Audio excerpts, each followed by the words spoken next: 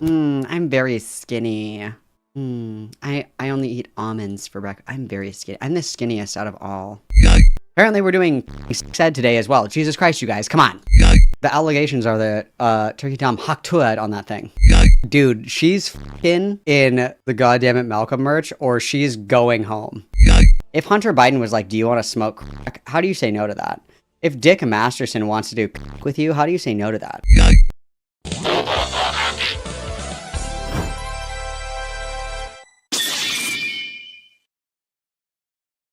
Okay. So these are the Turkey Tom allegations, and this is from Kai. So where we last left off with our Turkey Tom coverage is Tom is accused of just being like a gooner extraordinaire. There's a couple of things that are important, and I'll write them down for you guys. So when we're thinking about our Turkey Tom allegations here, you guys, there's just a few things that are important. There's only a few, okay? So the first allegation is Tom is just like a degen gooner, right? Like very into petite women. Very aggressive, like rough sex, very, like slapping, choking, blah, blah, blah, whatever. Okay. That's one of the allegations. Okay. That's one of the allegations. The other allegation is that he will like fly girls out to F. And then the third allegation, which is the one that most people, well, there's actually four. Let's see. The next one is that he is into age play, likes young girls, like kind of adjacent. One of the girls, there were two girls, one of them's Left 4 Dead, the other one's Sacramento. They both said that Tom made really weird offhand comments about both of them looking like 15-year-old girls. And that one of the girls that he was messaging with online was like a Belle Delphine probate content creator. Aiden also made allegations that he is aware that Kai, who is one of Tom's exes, that cheated on him with lyrics, that she was into age play, and Aiden has said that he has evidence that has not been posted to my knowledge yet that Kai did age play with Tom. So that's like the big allegation that most people are looking at, is that he's like adjacent because he's into this age play. He's into very young looking girls who look like they are, underage, and that he consumes a lot of like bait, OnlyFans girl content and stuff like that. And then the fourth allegation that a lot of people haven't really been talking about, because there's just not really like any kind of substantiation to this claim, is that he records non-consensually. Right, so like one of the girls, I think it was both of them actually, Left 4 Dead and Sacramento, both said that Tom was going to, or that when they were hooking up, that Tom would like take out his phone and start recording without asking. So those are the four big allegations, okay? And then we're like, minus this one right here, none of these are illegal. None of these are like, he's just like into weird and he likes to goon. That's really like what these are, okay? It's kind of just like embarrassing, right? That he's into like super like rough, like BDSM and that he's like into the Dom sub or whatever, and that, he flies a lot of e-girls out to or that he's into like age play or whatever. But like, so the age play like adjacent is weird, especially if he's saying that he finds it attractive that these girls look like they're 15. That's fucking weird. And then this would be the only thing that's like potentially illegal, that he's recording sex without the consent of the other people. But a lot of this seems like just like embarrassing, like nothing like super crazy. And a lot of it is just alleged. It's not really substantiated. These girls popped up on Kiwi Farms and started posting on Kiwi Farms a lot of this stuff. So there's obviously the concern that they're just like looking for attention, or they're just trying to embarrass or humiliate Tom, because a lot of the stuff that they are talking about, it's just like stories, right? It's not confirmed in any kind of meaningful way. Obviously, I don't think anybody has like leaked the videos or whatever, but it's not a lot of evidence. It's a lot of them just like kind of talking about what happened. And of course, people's retelling of events can be true or not true. But as of right now, a lot of this is alleged. And the only thing that it seems to be is that Tom is kind of like an embarrassing sex freak. That's about it right now. So let's read. My name is Caitlin Kai, and I dated Turkey Tom on and off between August 2020 and November 2023, ages 17 to 2021. For about 3 years. Here are a couple of pictures of us together that I don't think I posted previously, but regardless, you can see that we are the same person based on a recent photo of me. This is something that I really thought I would never have to respond to. I've spent over 2 years going out of my way to avoid addressing any of the claims made about me or my relationship. I even privated all social media for a very long time because I have never wanted to be a spectacle for people to poke at intimate details of my life for their own entertainment. Given recent events, however, I feel a sense of responsibility to say something. Tom and I had a very mutually toxic relationship, and yes, we both cheated on each other. This behavior isn't good from either of us, but are private matters that don't in any way deserve to be blasted on the internet by me. I would never feel the need to put that out in the world by my own choice. Unfortunately, it's been made public against either of our wishes, so I thought I would just acknowledge it. Now, to give my experience with Tom in relation to the serious allegations being made by former partners, there's a lot of information being shared that I find to be extremely unnecessary, with the driving motivator to humiliate him. I find this behavior to be aberrant, and I will not address any minor anecdotes about him that doesn't carry any emotional relevance. I really need to stress that this is just my experience, and he may not have acted differently with the girls who he was involved with after me. I am not undermining anybody's experiences, and I don't wish to speculate on their credibility. I will directly reply to him as a partner overall at the end. In regard to recording in sexual encounters, the few times that we did record anything, it was with... Oh my god, I'm going to have an aneurysm. It was either with explicit permission beforehand or an established consent based on previous conversations in a long-term relationship. It really wasn't a frequent thing that happened, mostly before we started living together and were long distance. There's a lot of things that we did I look back on and shake my head because my standards for myself have really changed so much since then, but everything was always consensual between us. There were a few instances where I became uncomfortable with an encounter and he was understanding and would not continue after I voiced discomfort. I don't think this is an allegation being made about him, but I wanted to stress that nothing in the bedroom was rough or aggressive or ever translated into domestic interactions. There are a lot of negative things to say about Tom, but he was always surprisingly patient and never did so much as yell at me. I never once felt fearful of him when he was angry, and the entire time we were in a relationship, which included living together for over 6 months. There's been a message circulating that Tom and I participated in age play, which is just blatant twisting of the truth. Tom definitely romanticizes power dynamics about heavy dom-sub stuff, but that was never expressed through age-related dynamics or role-playing.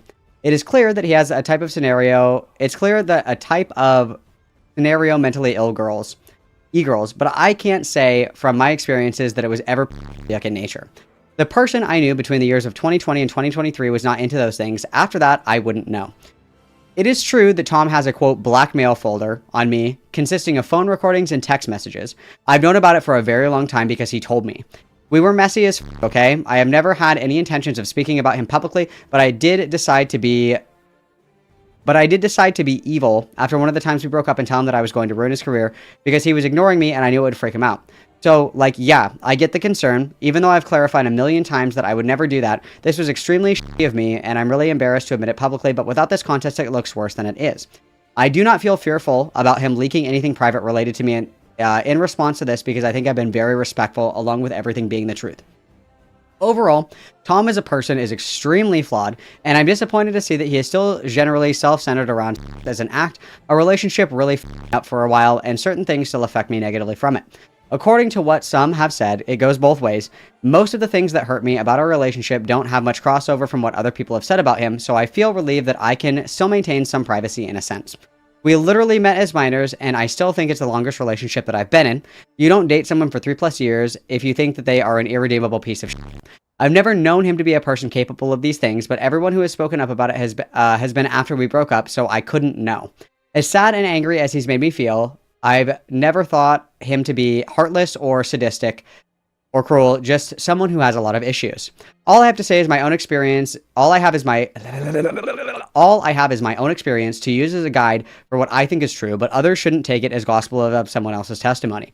I apologize for my brevity, as I only wanted to give pointed answers to avoid relaying intimate details about my life with an ex. I do not want to come across like I'm exposing Tom. I just felt morally inclined to share my experience about certain things since people have been wanting to speculate, wanting to specifically hear what I had to say.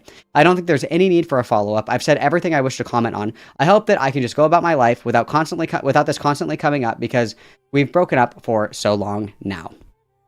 So, in reading this, there's only like a few things, like, again, people are always changing, okay? Everything changes. All things change and we change with them, okay? So, obviously, like, if this was his relationship with Kai and they weren't doing anything weird, and obviously nobody's relationship is perfect, and everyone is a fucking liar if they say that their relationship is perfect.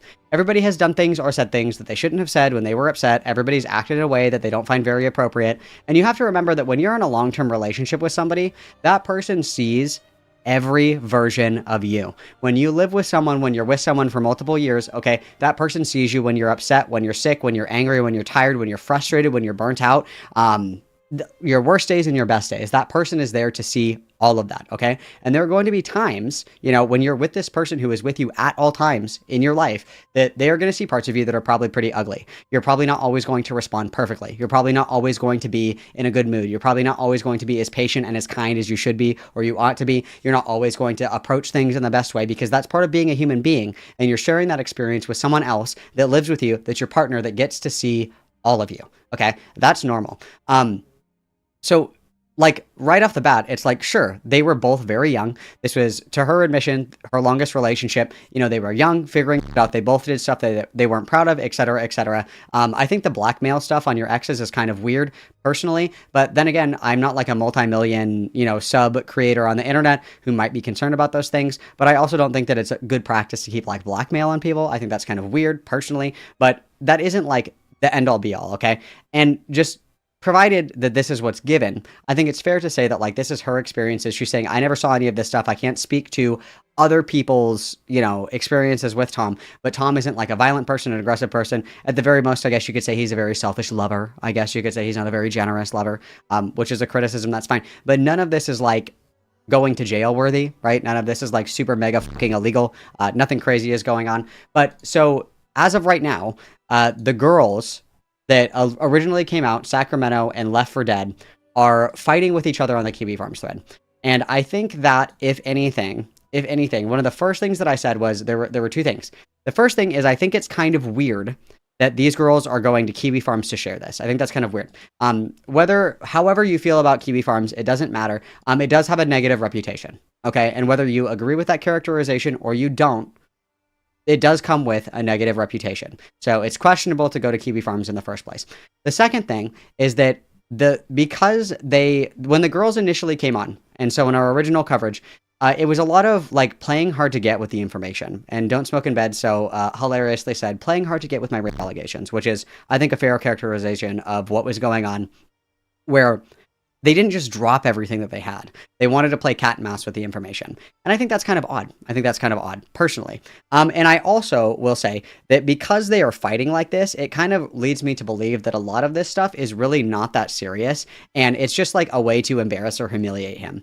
And obviously, think what you want about BDSM. Think what you want about somebody being like a shitty lay. Think about whatever it may be, okay? That is a far cry from somebody being domestically abusive. That is a far cry from somebody being like abusive during sex. Like, just because somebody is bad at sex does not mean that they're like abusive or like violently raping people or whatever. It just sounds like he kind of sucks at fucking. And that's certainly a thing, whatever. Just so far, it doesn't really seem like anything that's really worth writing home about, in my opinion. And it makes me call into question why these girls chose to do this. Why right now? I have a lot of questions, but, Noel, the creator of Kiwi Farms, Josh Moon, did a conversation or a stream or whatever talking to both of these girls, Katie and Sacramento. Katie is Left for Dead, and then Sacramento is the original girl that came on. So he is guilty of being into some weird freak shit. He is guilty of being a gooner, okay? But, like, those are not, like, the end of the world. It's not morally condemnable, in my opinion, to be, like, kind of shitty at sex. It's not morally condemnable to be, like, a little bit of a gooner. I would say that it's very, very not good to be, like, into the age play, like, pedo bait girl shit. I think that's weird. But without more, it just becomes, like, an embarrassing thing that he's into. So we're going to listen to a little bit of this conversation. We're going to see if anything new is brought to our attention. We're just going to check it out, okay? We're going to check it out. Turkey Tom did not rape, but Turkey Tom is bad at sex, I guess, is the allegation. So that's what we got. So let's continue. Or let's begin, I should say. Sorry. And then when do we start here? Oh, there we go. Okay. So just to get right into it, we're going to talk to Katie first. And I'm just going to ask that she tell whatever she wants to say from when she met Tom all the way up to when they stopped knowing each other. And then we'll hear from Sacramento. Okay? So, Katie, hello. Hi. Hello. Can you hear me? Or, yes, I think everything's fine. Cool. I already messed up my audio, but I think it should be fine. Okay, so Nice. how'd you meet Turkey Tom? I met him on Instagram in like late 2023. He started liking my stories, and then he followed me on Instagram. And then I think he DM'd me first and just like swiped up on one of my stories and was like, pretty. And I was like, oh my God, Turkey Tom. This is crazy.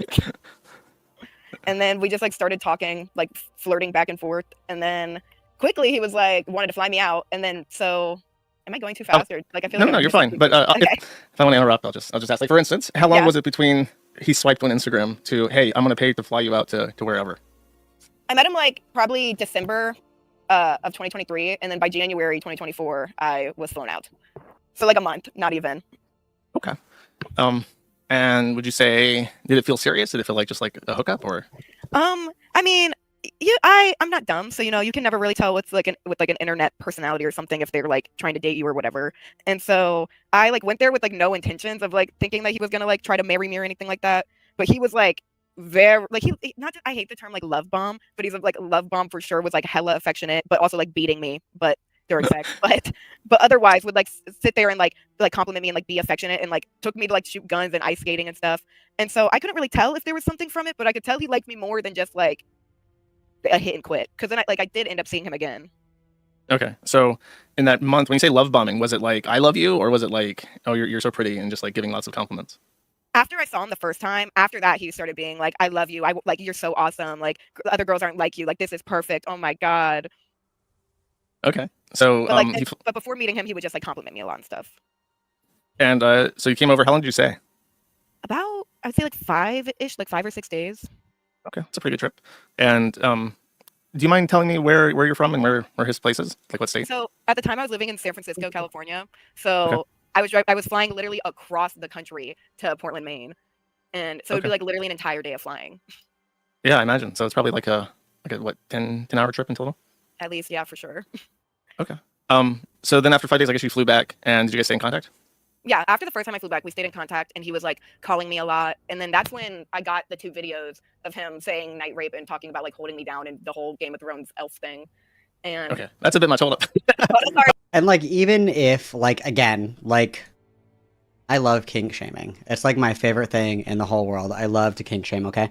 It sounds like Tom was just kind of like into like the CNC shit, but if people are into that and they're okay with it, like I don't care. Like obviously, I think that maybe we have some underlying things that we should be working on instead of like acting this out in like sexual role play, right? But if somebody is like, no, I really want to do like a I don't know, like role play where I'm asleep and then you come in and night rape me, it's like okay, like okay. I think it's weird, but it's not like the end of the world. It's not the end of the world, right?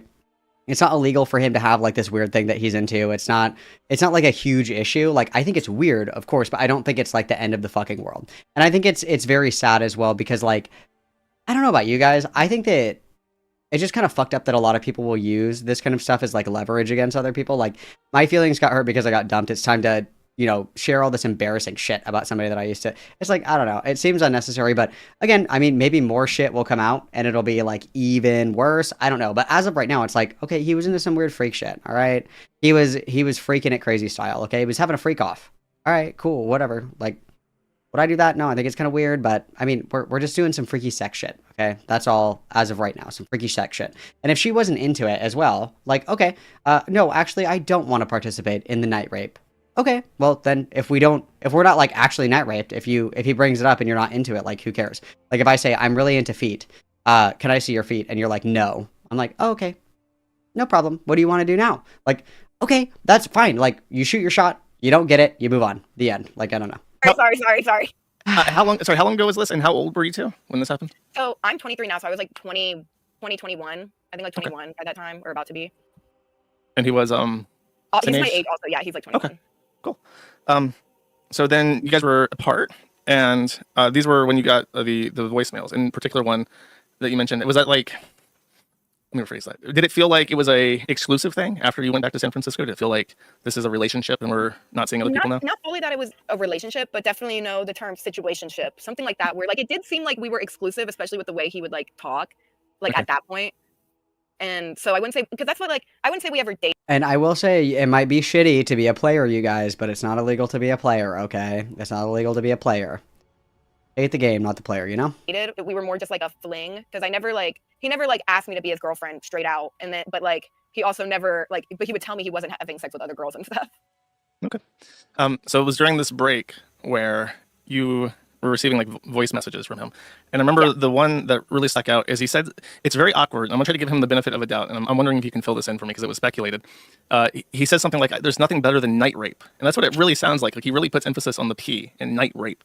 But it was explained to me that there is a DLC for Elden Rings called Night Rain. And he might be referring to that. Would you know No, if he's there's saying any... night rape. I don't. Okay. I will say that there's a reason that he said night rape, but I don't want to air out a business that is like a not known thing. But someone else has said night rape before, and I guess that's like, and he very much liked it. But he also was like into like CNC type stuff, so he would use it interchangeably. When you say like, CNC, you mean consensual, non-consensual, like rape play? Yeah, like Okay. we like from what I could tell, because like I don't want to like get ahead of myself, so I won't explain too much at once. But like we'll get. Well, yeah, and I completely agree. It's like the hypocrisy of it all is really what it is. I think that that's like the biggest thing that you can argue is the hypocrisy angle. That he made a career basically making fun of people for, you know, people's weird sexual proclivities or fetishes or whatever. Obviously, the people that he's covering are on kind of the extreme edge of that. Like if we're thinking like Andrew Ditch, Nova Online, people like this, that's the extreme end of like weird sex shit that people can be into. And so in criticizing other people, like being sex freaks, and then he himself being a sex freak, like I think that's really the only avenue that really makes sense right now. Like maybe there's more shit that's going to come out. I don't have a crystal ball, but as of right now, that's the line of attack, right? Is that it's hypocrisy, that he is attacking all these people for being like degen sex freaks, like gooners, all this other shit, but he himself is a degen sex freak gooner. That's really it. Get into like the whole dynamics later, but it seemed like he would say night rape sometimes, and it would give like, oh, he is about like he wants to molest me, or sometimes it'd be night rape and it's like haha rape city, like funny joke. So it was Okay. like, so I think So like, there's no way that he was referring to a game. No, he is not Okay. saying night rain. And you're 100% certain of that because of context that's not in the conversation. Yes, 100%. Okay. Okay. He's Was there said that many times? during the how many times did you fly out to meet him? Twice. Okay. And before how long was the gap between the first time and the second time? Like 3-ish weeks. Okay.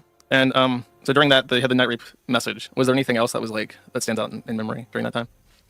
He would just text me very like vulgar like gooner type stuff about like same things as like he was saying on the phone of like, oh, you're so small and I'm so big and I'm so strong and like, oh, like I like gave you a bruise and blah blah blah, and like he would like be like, oh, like, ew, I don't even want to say these types of words, it's so like gross to say, but he would just like say like weird sexual things. And Oh my God, you guys were in like a somewhat like kind of a relationship. Like you guys were like hooking up. You guys were like seeing each other. You guys were having a little bit of a fling. You guys were fucking. And sometimes he would say sexy things to you in regards to you guys fucking. Like, I just think that we need a little bit more. Like, yeah, it's weird. Sure, whatever. It's weird. Gooner shit. But like, we have to think about this in a really pragmatic way. You guys, okay, have probably sent some nasty shit via text, okay? You guys have probably been, talking to somebody. You're not going to see him for a while. So you're sending some nasty shit back and forth. You're being a freak in your messages, okay? If somebody just like read those out loud, you would be like, holy shit, this is disgusting, deplorable. I'm a whore, I mean, if they're in a consensual relationship and they're sending freak shit back and forth, it's like, yeah, I think it's weird, but it's also weird to think that if you were sending freaky shit, somebody read it out loud, it would sound freaky and weird no matter what, right? like throughout the whole time we were waiting to like before I went back. Did it feel like the size difference was like a really big thing to him? Like he was really into it? Yes. For both of you? Yes. How tall is he? 5'8". I was gonna say like I don't know, like 5'10" at most. Okay. How tall are you guys? That's pretty much it, bro. That's pretty much it. New cringe has hit the tower. Everybody witness. Thank you for the 5. I appreciate it greatly. Like, it just, these girls need to either provide proof of, like, something actually seriously happening. It just seems like they want to talk shit right now, which is okay, but, like, you can't, like, front load this as, like, a serious allegation or whatever. It's just talking shit. Like, we can't be front loading it like this. Actually, wait, No, he's dead ass like 5'8". Yeah, you're right. Because when I met him, I wore platforms and I was his height. Okay. Yeah.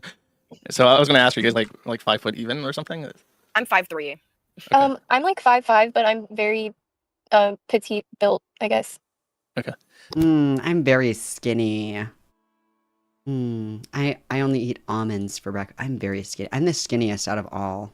So Me too. so he would just mention that a lot, that you guys were like very petite and Yes. small. Yes. Okay. Yeah. Did he ever ask you to wear specific things? Not like per se, but he definitely, Sacramento can attest to this too, would like kind of try to push stuff onto you. Like he would buy like specific gifts so like you would wear it because it's like something he bought you and it's a gift, but it's not like he would be like, put this on. But he would buy like weird like Hello Kitty attire and like would ask like if we were into like Hello Kitty or dolls and stuff like that.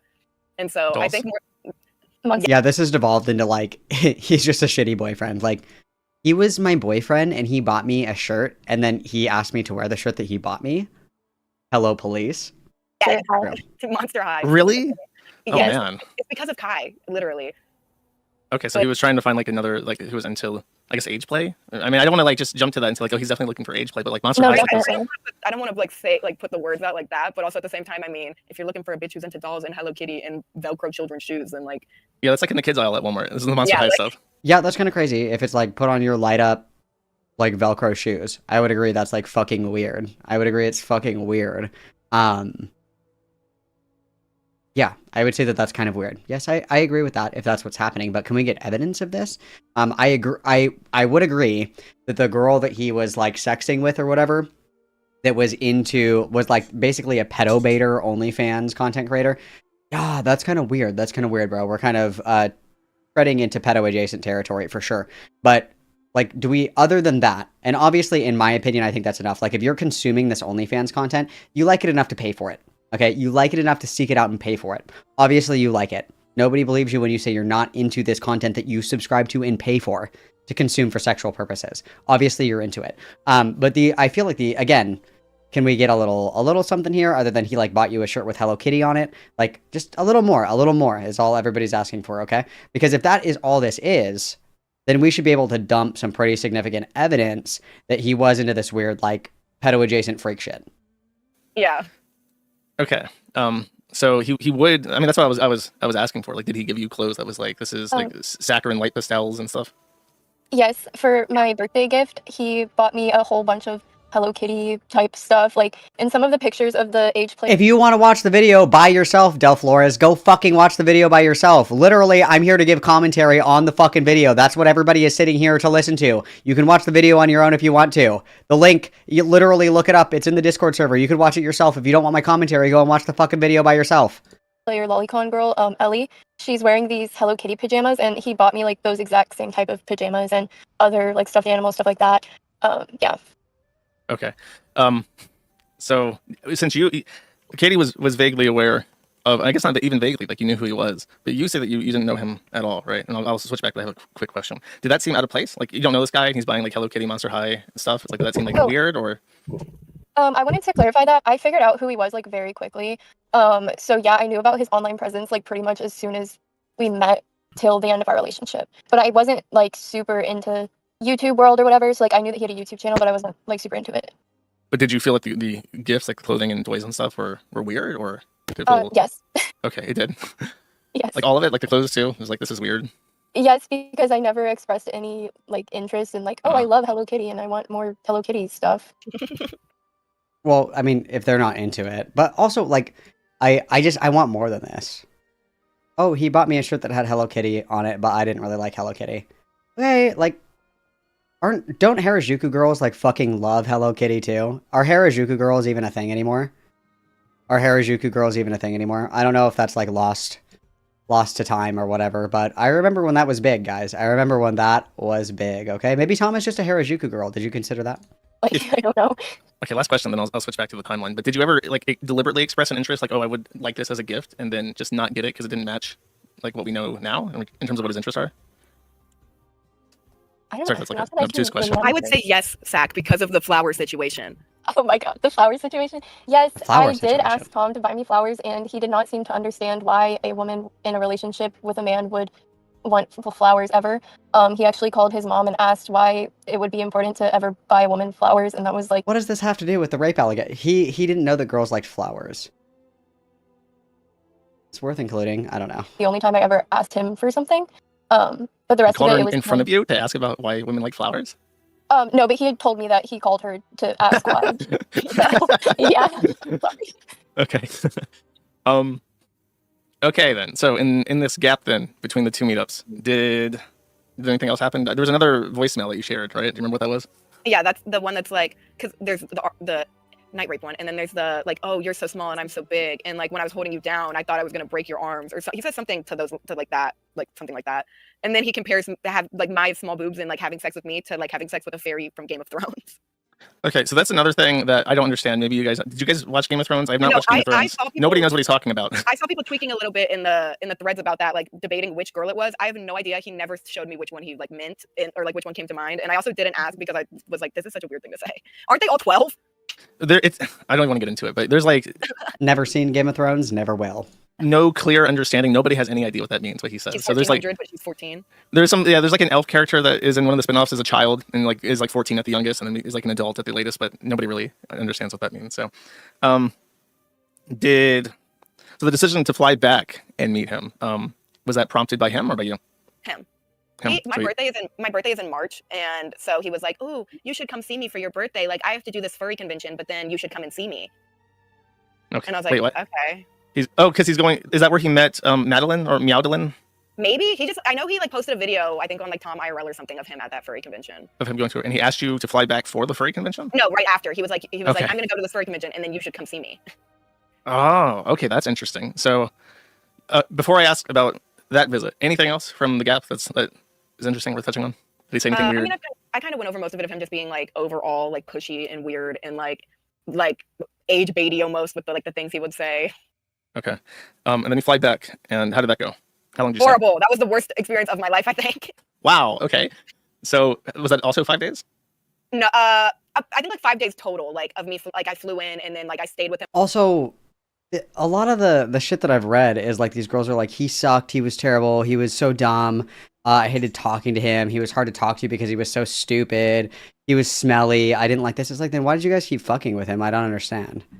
If you like meet up with a dude, you guys fuck, he sucks at fucking, and he's a horrible conversationalist, why do you keep fucking him? Why do you keep going back? And it's not like it's just like some random guy that you need to meet at a bar. This is a guy that you're flying across the country to go and see. What is the appeal here? You could just be like, sorry, you were a shitty lay, I don't want to come and see you again. Very confused. Him for real 3 days, and I flew back on the 5th day. You flew back early? Yeah. He actually, well, okay, when he flies girls out, he doesn't buy them a flight home. He flies you out, and then he's like, I'll buy your That's crazy. That's crazy. I'm flying you out to come and see me. You can never leave. That's flight home when crazy. you get here. Okay. That's weird. Which already, when I was like telling, that's why all my friends thought I was a victim from the jump. Is like he acted really weird and also would do things like that. And so all my like normal friends were like, this is weird. Like, What are you a victim of? A victim of him being like kind of bad at sex? Like, can we get like a definitive allegation? Can we get like a definitive like accusation? Because it just seems like we're just talking shit, which is fine. Whatever. Everybody loves the drama. I don't think anybody's upset about the drama. But what's like a serious allegation? What is a serious allegation that we're levying here, other than he like sucked at sex, didn't buy my flight home until I got there? Like, give me something. like you're a victim right now, and you're just not realizing. A victim of what? Yeah, So that's I like would how I say- got all those videos. Okay, because you were on edge. You had been warned that there might be something weird going on. Yeah, and my friend was spending the night with me and was listening to the conversation because he would like beg to call me like every night, and so I was like, fine, I'll answer. And she was listening, and she was like, what the fuck is this man You guys are in a long distance relationship, and he wanted to talk to you. saying to you? I'm sorry. I'm being a serious hater right now. It's just I want like a serious. I want in plain English. I am accusing Tom of blank, and this is the evidence that I have to make this claim of blank against Tom. That's what I want. That's what I want. What was so terrible about the second visit? Okay, so fun. This is kind of gonna sound like it's like a little bit of a ramble in a sense because it's like there's the dream shit, women like the dream rambling. George not found drama was happening at the time with this girl named Katie, and only reason I know about it is because I was at his house and he was streaming literally for 2 days straight, just sitting in his room, making me sit in the corner silently while he just streamed all day. In the cuck chair and streaming. That's crazy. Cuck chair stream. Like, I don't know. Imagine that I don't smoke in bed flies me out for a romantic getaway that we've been planning for a long time, okay? I gotta see Don't Smoke in Bed. Don't Smoke in Bed probably has to work. I'm an adult. Can I not figure out something to do in the time that I go to see Don't Smoke in Bed for our romantic getaway? I can't fuck off and find one thing to do while Don't Smoke in Bed works. Like, that's arguably Tom's job, right? Just a thought. I don't know. I'm being a hater. I know, I'm being a hater. I know. Day talking about how this bitch was like a liar and a stupid whore and like her like consent isn't real and like just like insanity. In the way like I don't even know anything about that situation, so like I don't know if there was like actual drama there. But just listening to how he was talking about like a girl getting molested, I was like, oh my god, no wonder he's beating me. Like this man is insane. Like, and I literally ended up like not like we hung out a lot for like the first day, and then he was like streaming a lot, and then I literally was like nonverbal. Even when he wasn't streaming, we like were barely talking. He told me I was a second body, and then the first time I went and saw him, he told me I was the second girl he had sex with, and then the second time I went and saw him, he made me watch the show You, and Great show about like the crazy stalker or whatever, and from Netflix, and he was like, oh, this girl's such a whore. Like I've only had sex with 4 people, and I was like, 4 people? You told me you weren't fucking nobody else, and you had sex with I was your second what? I was like, huh? And so that Okay, so he's a player. was Okay. like kind of like one of the things where I was like, okay, I'm like, I mean, I wasn't too hung up about that because like I take everything with a grain of salt if someone's like a fucking internet personality. Like I'm not gonna like be too hung up. But I was like, oh, this man's a whore, and also this man's insane because he's probably beating all these women. Okay. I don't think that we can. I would like to separate these things out here. I don't think that we can equate like BDSM and like a sexual encounter to somebody being like a partner beater or like a spouse beater. Like if you like BDSM shit and your partner is agreeable to BDSM shit, and so the chains and whips and choking and slapping or whatever, okay. I don't think that you can equate that to somebody being like domestically violent. I think that those two things are different, right? I think that you can engage in like some sexy role play with some, some slapping, some hitting, whatever, without that translating into somebody being a domestic abuser. I think that those are two separate things, right? Like we're agreeing that for this window of time that we are going to, I'm going to be okay with getting slapped. But in other situations, like if you put your hands on me, that's a problem. Like I think that that's different, and I don't think that it's like getting quote unquote beat to like engage in like a BDSM style relationship. I don't think that's quote unquote getting beat. I think that like getting slapped or whatever in the face when you're fucking is not the same thing as getting quote unquote beat, personally. So to rewind, you land, you're back in Portland. This is the second time you're meeting him. Yes. You land, and he immediately just like Kaya places you, puts you in. Even if the girl wasn't into it, how was Tom supposed to know that? Like, let's just pretend for a second. Let's pretend for a second, Dopamine. You and I are dating. You and me. We're holding hands. We're dating right now. Let's say that I'm really into BDSM and I say, Dopamine, I really want to slap the shit out of you when we're fucking because I like it a lot. And then you're like, okay, let's do it. And I do it, and you don't like it, but you still allow me to do it. You still say, no, it's fine. I don't mind. It's totally fine. I don't care. There are certain things that people are like in a relationship. And I have to remember, and I'm not saying this about you, Dopamine. I'm saying this generally speaking. I read some of Chud Logic's chat the other day, and it like made me want to peel my skin off and eat it, okay? A lot of times in relationships, especially, long-term committed relationships, or even sometimes just like casual flings or whatever, your partner may be into things that you're not into, that you are agreeable to doing, even if you don't like it. Okay? So, for example, maybe there's like a guy and a girl and they're hooking up and they're kind of seeing each other or whatever. And let's just say that the girl hates sucking dick. She's like, I don't like it. Ugh, I hate it. I hate sucking dick. But the guy is like, I really like it. Could you please do this for me? And she says, it's not my favorite. I don't love it. But I'll do it for you. It is not fair then for the girl after the fact say, he made me suck his dick. Even though he knew that I didn't like it. He still made me do it. He made me do it. It's like, no, there was a conversation there where like it's acknowledged like, hey, this isn't my favorite thing to do, but you like it, so I'm willing to do it for you. I think that that's reasonable. And obviously, there's different levels to it, of course. If your partner is like, I want to choke you until you pass out because I'm really into it, but I know that you're not, can I still do that? It's like, okay, we're starting to teeter into this territory where it's probably not, it's probably not appropriate. But it's like, we just have a lot of like conversations around these. We don't have any like real like definitive statements about any of these things. We don't have any like tangible examples, any like documentation, like any logs, any screenshots, like corroborating any of this stuff. Because like realistically, what it sounds like is that he met this girl online, on Tinder or whatever, flew her out, they were fucking, she wasn't super into it, but she continued to go back and see him, or at the very least, like, didn't say, like, I don't want to participate in this dynamic, at the very least, and, like, he was supposed to intuit that, like, that's my read of it first, right? Like, if there's evidence, of course, or if this girl even makes the claim, like, hey, I told him, I said, hey, don't fucking slap me, don't fucking choke me, I don't like that shit, I don't want you to do that to me, please stop, and then he continued to do it anyway, okay, then that's something that we can talk about, of course. But what it sounds like to me in these retellings of events is that these girls like met him online. They went to hook up with him. He was a little aggressive in bed, but they were like, he's into it, whatever. I'm not going to say anything. Like, whatever shit happens, I guess it's fine. And then later down the line, they're like, and then he savagely beat me. And it's like, well, I can see a chain of events or a situation where this would be like an inappropriate way to engage with these girls, especially if they have said, like, I don't want to do this. I'm not into this. I would prefer us not to do this in the bedroom or whatever. But what we do have examples of is we do have examples of Tom saying like, oh, well, sorry, we don't have to do that if you don't want to.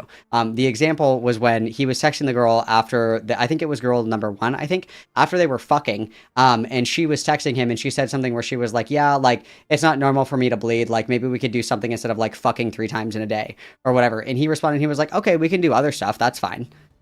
I mean, if I was to believe that he was just kind of like using these girls as human fleshlights and like pump and dumping them and beating the shit out of them, I would expect to see something like, no, we're going to fuck as many times as I want to. That's what I would expect to see. Obviously, we have very little as far as evidence is concerned, so I'm not sold one way or another, right? Like, there's a lot that could be shown to like sway me in one direction or another. But right now, what it sounds like to me is that he's just into some freak shit. These girls were like, yeah, I'll hook up with you. Like, it's fine, I guess. Like, it's not my favorite, but I'll do it anyway. Like, whatever. And then later down the line, it sounds like, this is something that they're like, oh, I actually wasn't okay with it. But that's demanding a lot.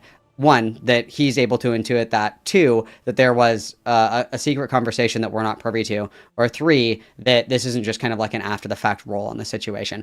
There's a lot of different scenarios that could play out, but right now, we just don't have enough of the information in order to make a definitive statement about either of those things, right? And obviously, like, yes, the argument here I think is very clear that he's just like a shitty dom. Like, if he is into this like daddy dom shit or whatever, he's just really bad at it. And I don't think that being like a bad dominant or a bad submissive or whatever is tantamount to this guy like flying girls out, domestically abusing them, fucking them raw, and then like kicking them to the curb and sending them packing with an Uber ride to the airport and going, fuck you, right? I don't think that like a shitty dom sub relationship is tantamount to being domestically abusive. I don't think that I would need more information to be able to make a statement to say, yes, he was domestically abusing these women. I would need a little bit more than just like, we were fucking and he slapped me up when we were fucking. I need a little bit more than that. Was there a conversation about it? What did that conversation look like? Did this happen outside of the context of you guys fucking? Like, did he get mad at you when you were, like, dropped your fork and he slapped the shit out of you? Like, I need a little bit more. I need a little bit more, right? In a corner of his room? Is there, like, anything that happens between? We hang out for like a couple hours, and then he's like, I'm sorry, but there's hot, like, literally, like, there's hot goss on the market. I gotta stream. Who was it about, the streams? It was, like, Minecraft YouTubers, and I guess one of them had just, like, gotten outed for, like, touching another girl. And so I was there for when Two Mad died, too, and it was insane. That was also horrible.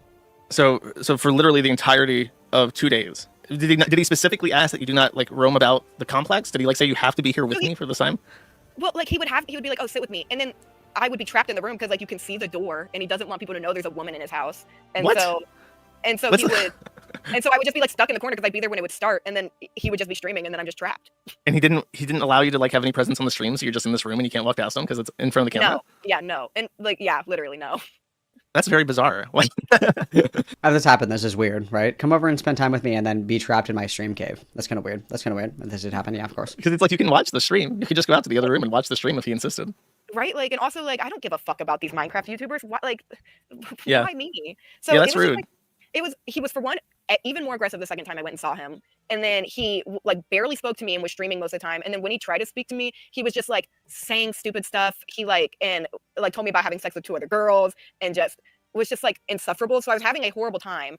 And I also was convinced he had ringworm before he even had it because I'm looking at his body. Yeah, icky. We should not be, like, having people over to hook up if we have fucking ringworm. That's gross. That's gross. And I see, like, marks and I'm like, this looks like ringworm. I'm not like this. I don't want to touch this man. This looks like ringworm.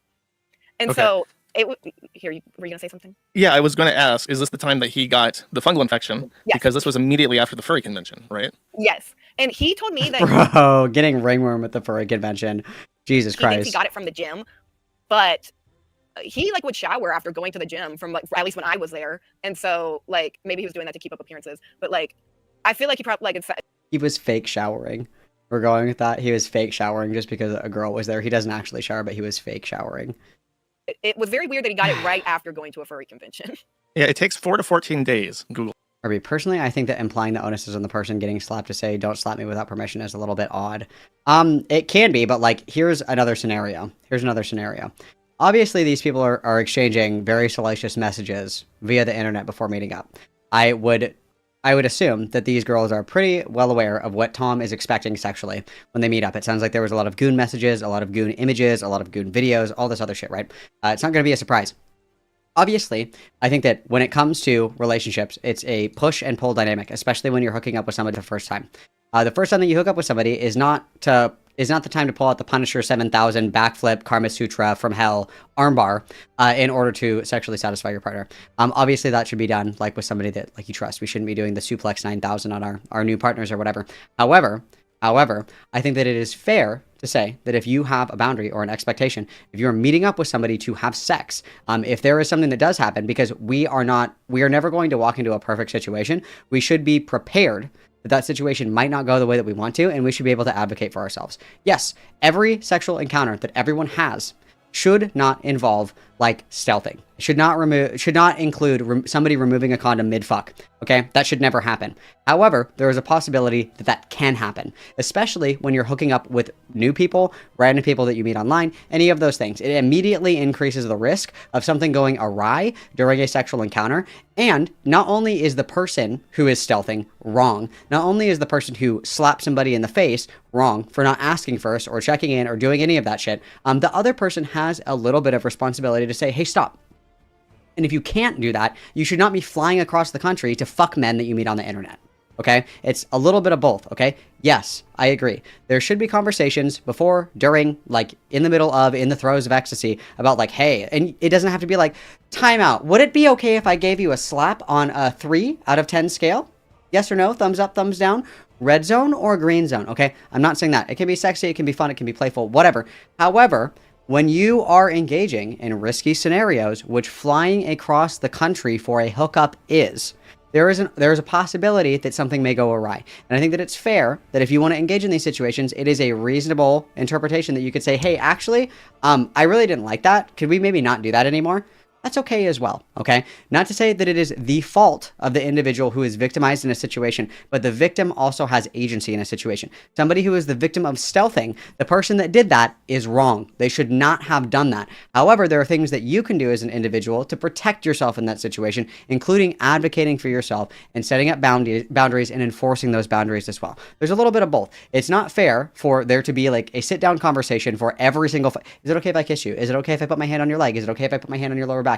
Is it okay if I put my hand under your shirt? Like, we're not doing that, okay? That's an unreasonable ask. And it's also not an unreasonable ask where if you're in the middle of having sex, that if somebody doesn't like something, they can say, hey, can you stop for a second? Or, hey, can you move? Can we, like, change it up a little bit? I'm uncomfortable. Hey, let's try this. I don't really like this. I don't like how this feels. Like, there is an expectation for both people to be able to participate equally in the conversation and the dynamic of a hookup. That is a reasonable interpretation. Again, I am saying very clearly that I think it's probably not the best idea to be fucking a girl for the first time and you're like, time to punch her in the fucking face. I've been waiting for this, okay? Obviously, that's a conversation that should happen. If that conversation doesn't happen, I think that it is a reasonable expectation that if somebody does something and you don't like it, to say like, hey, whoa, hang on a second. I don't really like that. Can we try something different?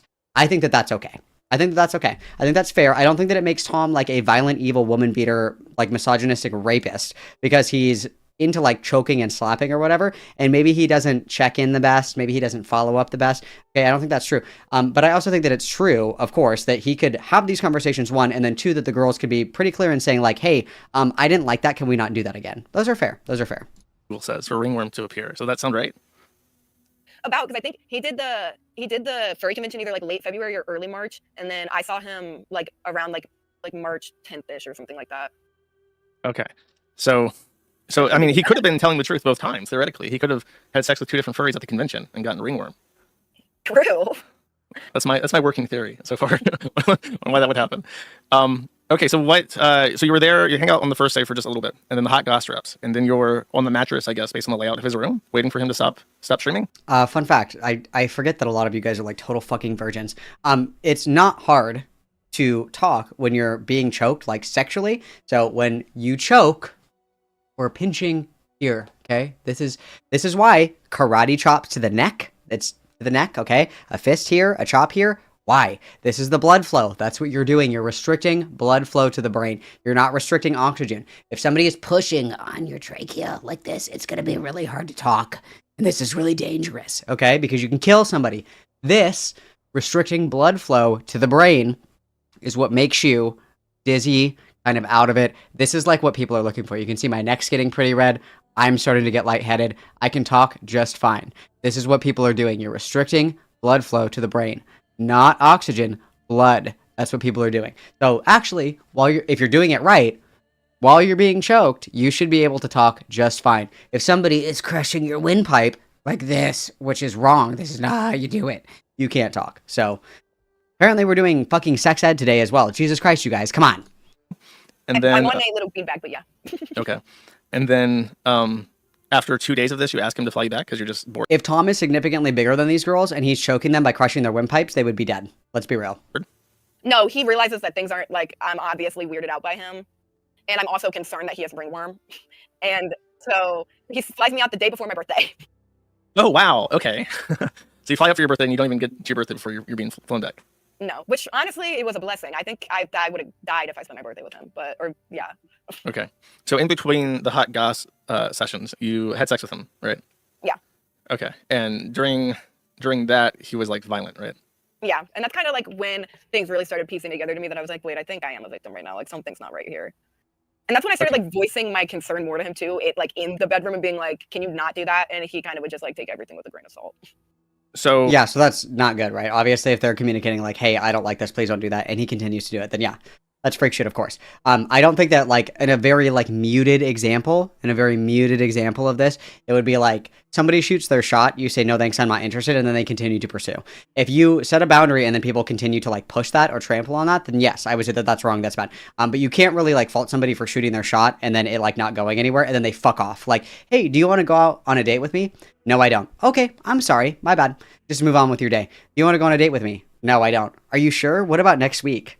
No. Why? Is it because you have a boyfriend? But I'm better than your boyfriend. Like, the latter is the freak scenario. So if these girls are expressing like, hey, I didn't like that, and it was fucked up, please don't continue to do it, and he continues to do it, then yeah, of course, I would say that that's wrong. That's bad. We're bordering into the territory of like being like a deranged like woman beater. If a woman's like, please don't, and then he's just like beating the shit out of her while they're fucking, that's obviously a problem. So the first time that you flew up, there was none of this, no issues. It was just like vanilla. No, he was still like aggressive, but like I was just like, maybe he's just like gooner pilled and like has only seen like BDSM porn, and so he's like thinks that this is normal. But when you say aggressive, is it just like I don't know, a little bit forceful versus like painful? No, like still or... smacking and like okay. smacking and like causing bleeding and like too rough and like because also he like this is like TMI, but like since he can't come, you like sessions you would be trapped with him for like an hour, and also so like no matter what you're gonna end up like dry at one point, and then he would just like not care and keep going. Did you ever ask him like, can you get lube? Yeah, and obviously that's a problem, right? If it's like, hey, you're hurting me, and it's like, I don't care, bitch, sit there and take it. That's insane. That's insane. If that's what happened, then yes, of course. That's not cool. Not cool at all. And obviously an indication that we probably are like potentially a giga rapist, right? If a girl's like, no, don't, and then you do it anyway, yeah, that's definitely rape behavior. That's definitely rapist behavior. I completely agree with that. That's fucked up and wrong. Or something? Yes, and like, or literally, at one point we even like, I made him go and buy some, and he still never used it. He probably used it to goon. So you literally told Dude, literally bought lube for him and he didn't even use it. That's crazy. Told him use lube and he just ignored you and kept plowing away, basically? Yeah, near. Or like literally like tried to add spit. Oh, okay. Okay. And okay, and then he would notice the blood? Haktua. Like, there's no way you don't notice the blood. The allegations are that Turkey Tom haktua'd on that thing. I mean, literally he would like wipe his like dick off on a rag and it would be like tinged red, and he never even like batted an eye or said anything. He never even mentioned it? Like, oh, look, that's there's terrible blood in this? No. Okay. That's terrible. Ew. Did you ever see him use cocaine? I didn't, but he told me that he used to do a lot of coke, and like when I Okay, it's coke. Let's grow up, guys. Let's grow up. Very very crazy. Very crazy. That's insane. Dude, it's coke. It's okay. It's okay. We're all adults here. Before I went to fly out to see him the first time, he like texted me one day and he was like, sorry, I just woke up. Like I drank a lot and like did a lot of coke last night. And he blocked me on Instagram, but I might be able to see the message at some point. But he said that, and then when I was at his house, he was talking about abusing Adderall that he got from Kai from like their past relationship. Oh my god, and he's a junkie. Wow. So he still had Adderall? Oh, excuse me. That's tweaker behavior. That's tweaker behavior, sorry. Kai? Yeah, because I guess like really? he had like because she had like an overstock, I guess, because he had like 3 bottles at least that had her name on it. Really? And he was doing this while you were there? Yeah. Okay. So timeline of this. he comes home from the furry convention. You hang out for a few hours. He gets the call from his Discord that's like, you got work to do. There's some drama. He then puts you in a beanbag and tells you, don't speak or move or enter line of sight of my camera because nobody can know I have women over at my apartment. And then he does Adderall and has sex with you for an hour because he's high on Adderall, and it causes you to bleed. He ignores direct, explicit instruction to do things that are less painful, and gives you ringworm that he probably got at the furry convention. And He gave her the ringworm? Dude, no! after 2 days of this, you're like, Gross. fly me back, this sucks. Except I never even said fly me back. I was just like, I hope I go home soon. Like, I don't know when he's gonna fly me home. He hasn't even brought it up. This is so awkward. Like, I was like nonverbal and like not speaking to him, low-key, because I was like so uncomfortable. Like, how this is So there's like a bad vibe that was just like obvious. Yeah, it was like evil vibe. Evil. And so I think he could kind of pick up on that. So then he sent me home. Yeah, it's really obvious when there's like static and you're like the only two people in like a room and it's just like terrible static, And you you're know? trapped in an apartment that's in a basement. Yeah, something like that. So let's see, was there anything else? You said that you both said that he non-consensually began to record you guys having Oh, yeah. sex. Was this both times that you saw him? Yeah, every single, literally. Yeah, I would also say that it's very odd that he doesn't get them return flights until they're already there. That's kind of weird. I have anxiety, so I would need to know when I was leaving. I would need an itinerary, of course. I think that's kind of weird. Probably controlling, absolutely controlling, and certainly problematic. But yeah, I mean, yeah, not cool. And also, apparently, abusing Adderall is all the rage right now, you guys. Apparently, that's all the rage. Don't do that, okay? Don't do that. It's bad for your heart. It's bad for your brain. Don't fry your brain, okay? Don't do it. Every single time we had sex, he recorded it, and he never asked. Literally, just one time, I like looked back and I was like, "Oh, that's a phone." And then one time, the only time he ever came was this is so funny. But the only time he ever came was we had sex. Why are we? It's just crazy. The one time that he nutted. Okay, cool. And then he proceeds to be like, "Wait, I need to come." Gets off me, and then just literally in front, like damn near on top of me, in front of me. I'm like trapped under him still. He starts watching the video he just recorded and jerking it, and I was like, "What the fuck is it happening?" That was like also kind of an awakening. I was like, "What?" Yeah, that's kind of weird. That's kind of weird, sure, but God forbid a guy wants to stroke his shit. I don't. And also, what a strange. This is so funny that I was trapped after being abused and beaten. It was so funny. I don't know. I don't know what to think of all of this, you guys. There's a lot, much to ponder. What? I was like, "Oh, he's got death grip. What is happening?" So this was like the second day of the second meetup. He's like, "This ain't working. I gotta watch my own masterpiece here that I literally just recorded." Literally had just recorded like moments ago. Okay, wow. Were you the one that said if you flex in the mirror after sex, I would shoot myself? No, that was her, but he did that with me too. And also, I noticed when we would have sex, he had a mirror in his room, and it literally did he literally do the Patrick Bateman thing? Yeah, I was gonna say. Oh my god! Like literally, that's why I call him a Patrick Bateman type gooner. Because for one, he's like psychotic low key, and he dead ass did that shit. And Bro. Great sex. Hang on, I have to go and flex in the mirror. Hang on, I gotta go mew at myself. Yeah, like it's embarrassing, it's cringe, it's neurotic, it's very strange, yeah. But I mean, God forbid a guy wants to admire his physique, you know, like that's crazy. And I swear he must like live by how Patrick Bateman lives. Because like I watched him do that and I was like, oh, this isn't normal. Like this something's wrong. So, I mean, would you say that he's like actually trying to replicate the scene? Like it's just the exact same thing? I mean, damn near. Like I don't want to like say like that he like is literally replicating the scene, but it literally felt like that. I like looked up, saw he was looking in the mirror, just staring at himself, like flexing his muscle. And this was like not discussed at all. Like there was no two-way conversation about sex or... No, we never had any conversation really about like kinks or like what we were into, like other than like bare minimums of like yeah, we never even had like any bare minimum talk about sex. It was just like, do you want to have sex? Okay. And the few times you would say anything about like that's too far, it was just like completely not like, did he react at all? Did he say anything? Was it just like not really? ignored? He'd be like my bad, maybe like fix how he's acting for like 2 seconds and then do it again. Okay. Okay, I can't think of anything else. Is there anything else memorable that you remember from the second encounter? Not much. He was texting Meowdalin during during the second meeting. I also noticed that when we were watching You. People may not be aware. Meowdalin is a woman that he met in real life, and she's like a 24/7 LARPer of like a dog. Yeah, she's like a puppy girl. Okay, and I was suspect of her just a 24/7 LARPer of a dog. How are you gonna do that 24/7, bro? That's a commitment. Because I mean, she looked like OnlyFans type, so I was like, and she was also a dog. When you say OnlyFans type, you're referring to like the blush and the makeup? With that I kind of guess, look? and like it's just like like that. Yeah, So she was a whore. I guess, Got it, and like got it. ego Okay. type like that.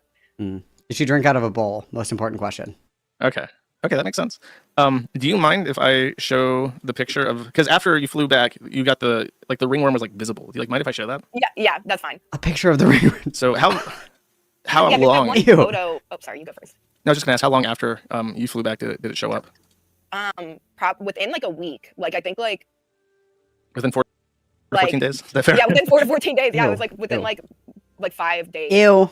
Because I was like fine on my birthday, Ewy, and then a couple icky. days after that, like because there's a picture of the bruise on my face, and right under it is Yeah. what is ringworm. That's ringworm?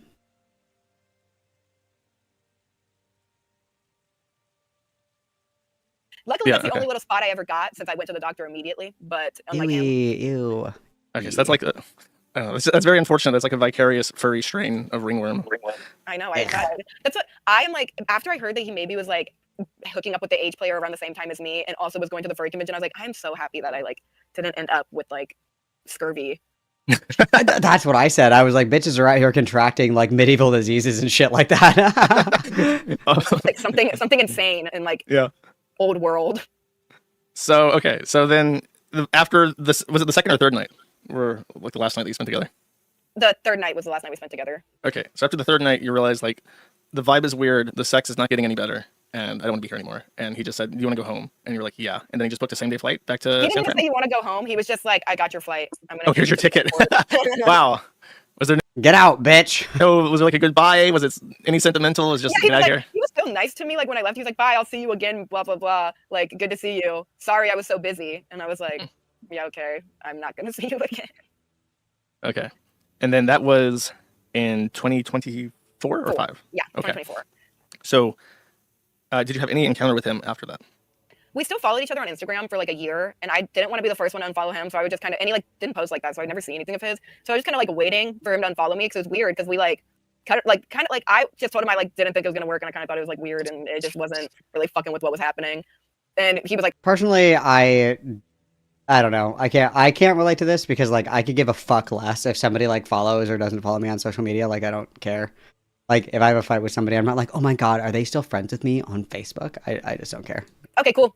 And so we like Just stopped me, I talking, and guess. it was like whatever. And he would like memes I post periodically or like a random photo, like maybe like 3 times after we talked. But like otherwise, we didn't really LOL, like great talk too meme. much. Okay, so then that is March 2024. Sacramento, when did you meet him? I met him May 10th of 2025. May 10th. So more than a full year later, and you met him on Tinder, right? Yes. Not Okay. Tinder, bro. Not Tinder, right bro. off of that, real quick. One of the things that a lot of people who are on his side, like in the YouTube sphere, said is that you had a screenshot of you matching with Tom, and they said that was strange because in your story you said you did not know him before you met up, but you took a picture of the match. That is something that I pointed out that I did think was kind of odd. So in the original coverage, she has a screenshot of the match with Turkey Tom, and she had said that she didn't know who he was. So I don't quite know why we take screenshots of people that we match with if we don't know them. Like if I match with somebody that I know, like maybe I would screenshot that to be like, oh my god, look who I matched with or whatever. Or like if you match with, I don't know, like Megan Fox, it's like, oh my god, like I got to take a screenshot of this, obviously. She had said later that she mentioned later that the reason that she took a screenshot, I think that DZ actually sent this one to me. Let me see if I can find it really quick. Because she had said that the reason that she took the screenshot was because she has a lot of matches and that's how she like sorts them out. If I remember correctly, let's see. Yep. So Sacramento says, quote, yeah, I can address, would screenshot my matches sometimes to document and put a face to the name when I got their number. Not to be crass, but as a young, somewhat attractive looking girl, you get a lot of matches and it's hard to keep up. Also had a feeling there was something about him. Which, I don't know, maybe. I just think I have never made it a thing, like when I did use Tinder, of like screenshotting matches that were just like random matches. Like if I matched with somebody that I knew, I would take a screenshot of it, or, you know, somebody like memorable. Like if I matched with like I don't know, if I was to match with somebody like somewhat like semi-relevant or whatever, like maybe, but I don't know. Is there a reason for that? Yeah, I took a picture of the match because I could kind of tell there was like something weird about this guy. Like I didn't know if he was famous or whatever. And also I did that to other people as well on Tinder. Just like everybody you matched with to like gossip with, like girlfriends. Yeah, like a couple of them. But yeah, he seemed like kind of weird, so I took pictures of our match. What about his like bio? See, I don't know, dude. I don't know. I don't really know, dude. This is kind of hitting odd for me. Kind of hitting odd for me. Like, it's not entirely impossible or improbable even, but like, I matched with this guy on Tinder. I thought he was kind of fucking weird. So I took a screenshot of it. Then I met up with him several times. I don't know. I don't know. I was like, oh, I gotta document this in case I go missing or something. Like, what stood out as weird? He was like covering his face a lot in the pictures, and Oh, there was something really off about him. So yeah. And then I can kind of clarify on our first date, I obviously figured out who he was really fucking quick, but he continued to lie to me about what he did for a living. And yeah. That isn't particularly odd to me in isolation either. Like I would imagine that a lot of the people that probably recognize him as Turkey Tom are probably gold diggers. That would be my assumption, is that girls are like, you know, like clout fucking or they're gold digging. Like that's not necessarily incongruent with YouTube personalities or celebrities, right? Like you have to remember that for like younger people, YouTube celebrities are like Justin Bieber to old people, right? It would be like, oh, like this is like a serious clout opportunity for me to be this content creator's partner. It's clout fucking, and it could be gold digging, because obviously we know that people that have millions of subscribers on YouTube, they make, you know, way more money than we could ever like dream of, you know? Like, even for a while there, I remember Destiny was making like more than $1 million a year. So, I mean, these people are making a shit ton of money. They have a shit ton of clout. Like, obviously, there's an incentive there to like kind of quote unquote star fuck, of course. So, I don't think that it's weird in it of itself that Tom is like not wanting to tell people that he's like, you know, a multi-million subscriber YouTube channel, because that does bring out the thirsty thoughts. You know, I don't think that's a crazy thing in isolation. Obviously, there could be more to it, but in isolation, I don't think that that's like bad, right? Or like a red flag. Like, yeah, there are definitely thirsty thoughts out there. That's not surprising to me. what did he say? He told me he did like video editing or like videography. Okay, so when you interacted with him, I remember I saw some screenshots of your text messages. If I remember correctly, he said something literally to the effect of "Don't look up who I am" or something. Yeah. Was that before or after you got weirded up by him and asked questions? That was like during when I started asking questions about him, because I started getting really suspicious, especially after the whole Ellie thing happened, because he was still following a bunch of e-girls who like I kind of figured out that he had slept with before, and I was getting more sus, and so I ended up looking him up, and I told him like, hey, I looked you up and I found some weird shit about you, like just giving him a chance to explain it himself, but instead of explaining himself, he ended up just getting really mad at me for even looking. Okay, so why did you match him then if you felt he was so weird? Because he had big muscles, and like I could tell that like he was. He also did hide his face. I mean, if we're being honest, he's not the most like facially gifted person, but yeah. It like piqued your interest. Like, I have to know what this guy looks like, if he's like a 0 out of 10 troglodyte or like really handsome but shy. Is that the gist? Yeah, I guess so. And I did figure out who he was like very quickly after matching. So. Okay. So I guess after you guys matched, how long was it before you're like, I have to figure out this guy's dating history? Let me check his Instagram. It was during when the whole Ellie scenario started happening, when I started getting suspicious. And I looked through everything, and he had told me that he had like flown out some girls before. So I started being like, this is very interesting. And I started looking in his following, and I found all these like e-girls. I actually saw Katie, and I even asked him about Katie, and he was like, oh, that was just like some girl that I dated or whatever. Okay. But so he's trying to hide his identity. Sorry, were you guys like near each other, or was this a long distance thing? Because he's in Maine, but you're in Texas, right? Actually, so to clarify that, he moved to Texas about a week before we matched on Tinder. And he's still in Texas right now. Okay, so he moved that's a long move, from Maine to Texas, Yeah. and then is like, okay, I gotta get into the Tinder scene right away. I gotta establish roots here. Meet Yeah. you, and then if he's trying to hide his career and like his identity, why did he like add you on social media from his like Turkey Tom accounts? That was after I figured out who he was. I figured out who Okay. he was like maybe like during our first date. So yeah. How? Because this is kind of a funny story, but he was living in like a literal mansion, and so I pulled up and I was like, what the hell? And I kind of was like really suspicious about him, and then I saw that he had like a bunch of Turkey Tom like merchandise everywhere, and I was like, okay, Oh well, no! it's like I know who you are. She found the Turkey Tom plush box in the closet and looked him up. Is that what it was? Is like, he has like a box of these in the closet, right? Of like unsold plushies. Yeah, he had like Turkey Tom stickers and like various like stop gooning and all of his like merch.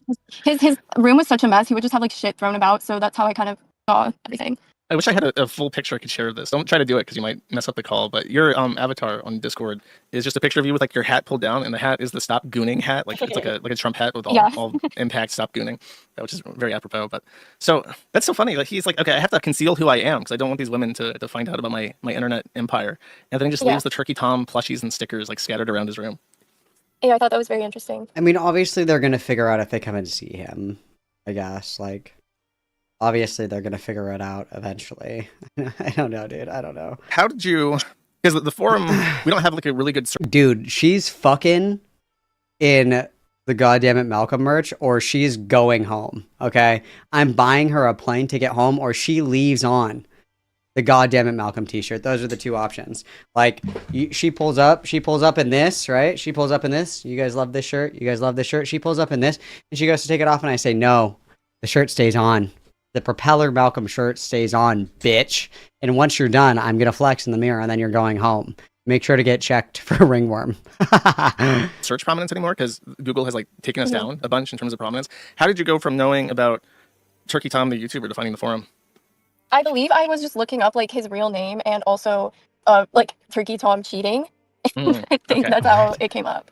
That's so funny. Yeah, bro, you're fucking in the Malcolm socks. The Malcolm socks stay on while we're fucking, okay? But you're just like normie searching, like, okay, does Turkey Tom cheat? And there's just like this forum thread about it because of Kai.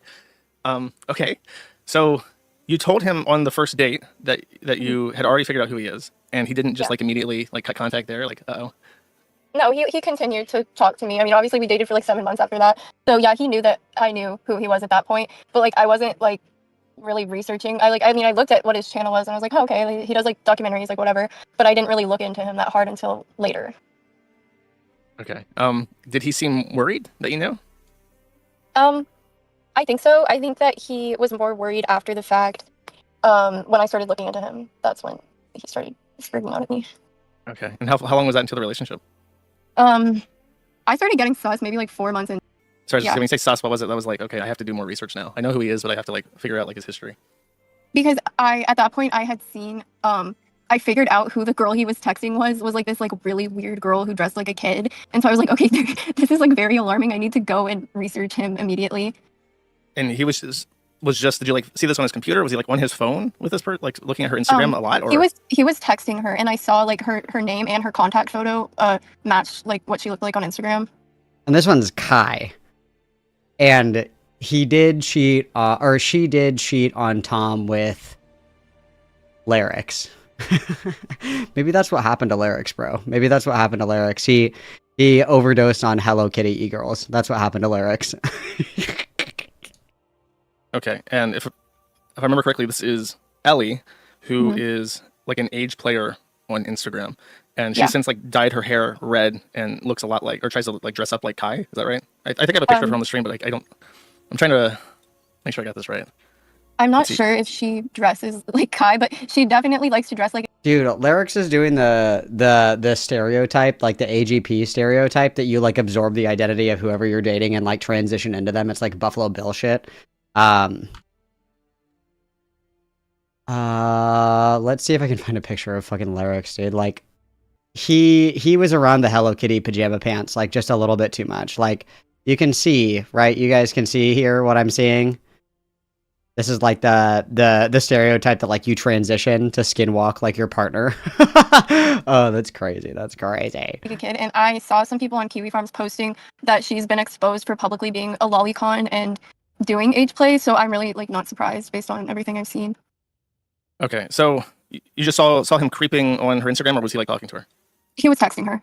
Okay, he was doing this a lot to the point where you could like catch him out on it multiple times. Yes. And when you caught him out, and this was 4 months in, right? Yeah. And when you caught him out on this, what was his explanation? Oh, he would say so much bullshit. He was like, "Oh, well, or she was hacked and my nudes are getting leaked. Like, I have to talk to her. Like, I wouldn't talk to her if I didn't have to." And I was like, Wait, what? Her nudes are getting leaked? Is this the Belle Delphine? No, this is still Kai. This isn't the Belle Explanation. Delphine e-girl, right? "Oh, he would say so much bullshit. He was like, "Oh, well, or she was hacked and my nudes are getting leaked. Like, I have to talk to her." Oh, this is the Belle Delphine e-girl. Okay, so there was like a girl that he was talking to online that was like the Belle Delphine Guna girl or whatever the fuck that like age played or like role played as like a fucking it's like pedo bait content basically. And that this girl like catfished him or like tricked him into sending dick pics or something like that. And then after the fact, he was like still in contact with her. Like she was gonna like leak his pictures and his personal information or whatever, but he was still talking to her. Piecing that together has proven kind of difficult to me because like first of all, why would you still stay in contact with somebody that like threatened to blow your shit up? But like if he's like in an active attempt to like try to negotiate, like, hey, please don't send my dick pics to everybody I know, including my mom, that would I guess that would make sense. But why the fuck would you even entertain somebody that's trying to like extort you? I don't know. There's a lot to this one. Like, I wouldn't talk to her if I didn't have to. And I was like, okay. Okay, but this was when he explained that he was being like sextorted, right? Yes. And so I kind of gave him the benefit of the doubt. And I was like, okay, well, maybe he is just talking to her a bunch because, he's being hacked and like he's scared. But Okay, so just to clarify, because I didn't explain too well, but when you called him out on this, he explained to you in text messages that he had previously, before your relationship, been sending her nudes, and she Yes. had been hacked, and both of their nudes were leaked, and the extortionist was sending pictures of his penis to his family and Yes. threatening him to post it online unless he gave him money, right? yeah, that's exactly Okay. what happened. And so his explanation for why he was texting her during your relationship in your presence, like right next to you, was that he has to sort out what to do with Ellie because she's involved. Yeah. Okay. Did that ever resolve, or did And then apparently this girl, this one right here, admits that she is a lolicon. So these are, let's see. About the lolicon plus pro Anna accusations. Apparently Turkey Tom is also like really into anorexic girls, which is crazy. Pro Anna accusations he has thrown at me. These are true for the time. However, he has also left out all the details. I was anorexic for a period of time. I was never pro Anna, which means pro anorexic. I never wished for anyone else to get harmed. I simply hated myself. About the lolicon accusations in 2021 to 2022-ish, I did used to call myself a lolly, and I wanted to be one. Incredibly cringe. I'm sorry. However, the fact he is calling me a lolicon and not mentioning the fact that he frequently would send me the media and go along with it, even though he is now denying all of it, is strange. So if we take this person's word for it, Tom was into the lolicon shit and then was also encouraging it, participating in it, and then he has like a weird thing for anorexic girls, which I think is fucking depraved. We're into anorexia is hot. Anorexia is hot. No. did you continue to like catch him talking to her throughout like the remainder of the relationship? He ended up telling me that she like reached out to him again, and was trying to, I guess, kind of rekindle things with him. But he told her that he has a girlfriend and to stop talking to him. But that was like months after the original incident, so that's why I was like, "What?" Okay.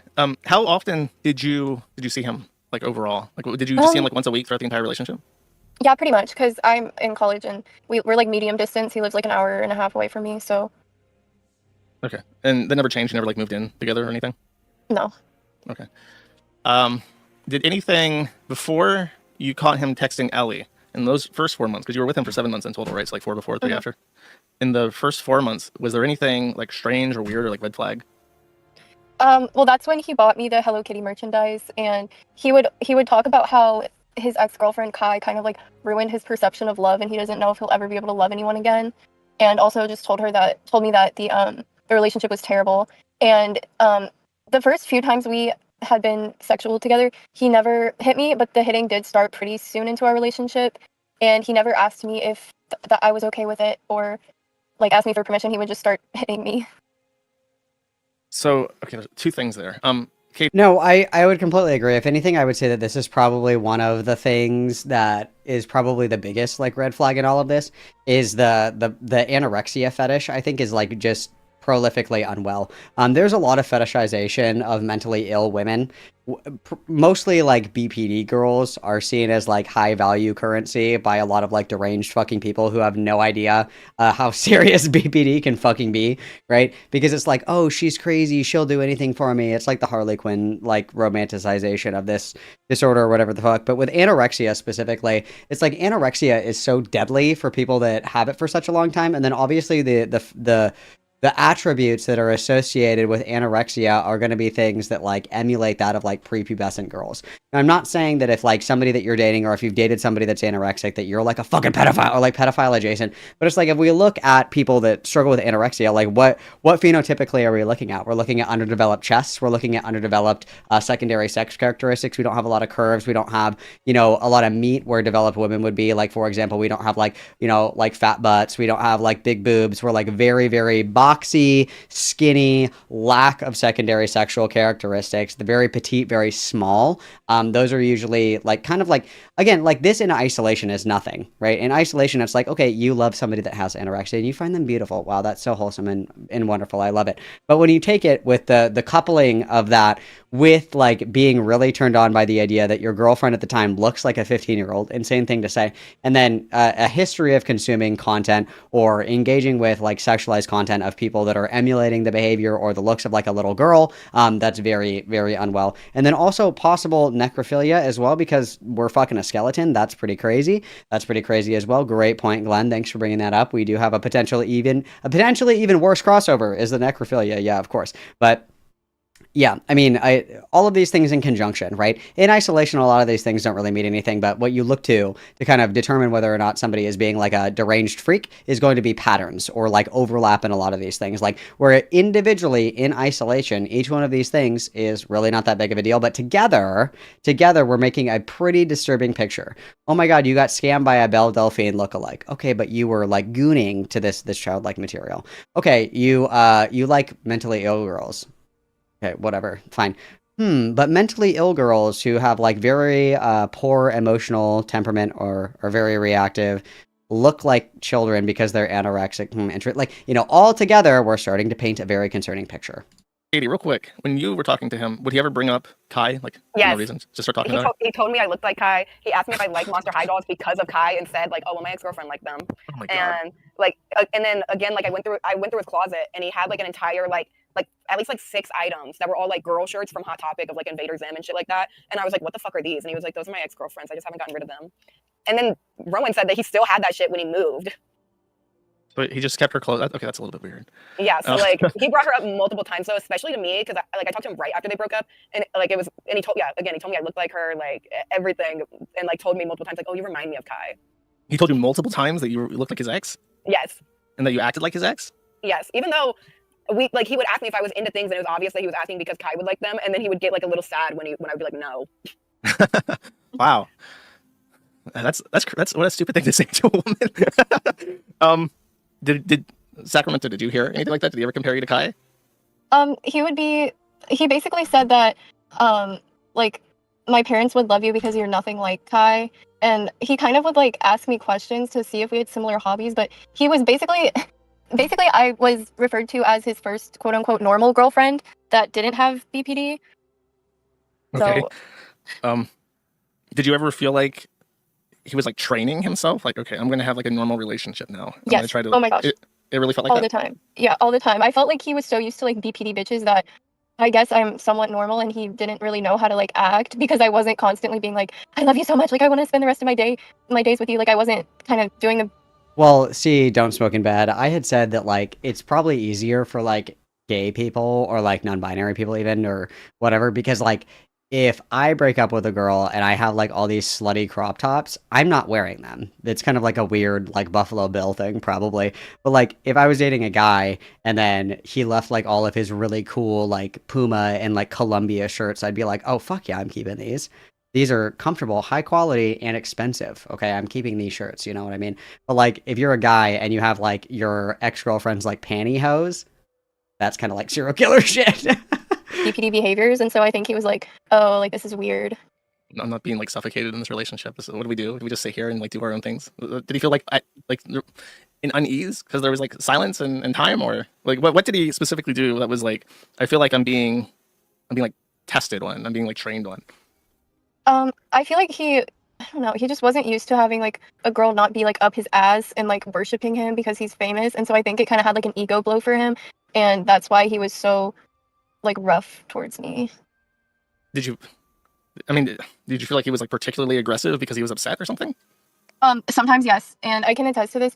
After Kai went on a live stream with Liam, the guy that she cheated on Tom with, Tom freaked the fuck out and came to come see me and was the most aggressive he had ever been towards me because of that situation. And I think that is the same time that I told my roommate about how aggressive he had been.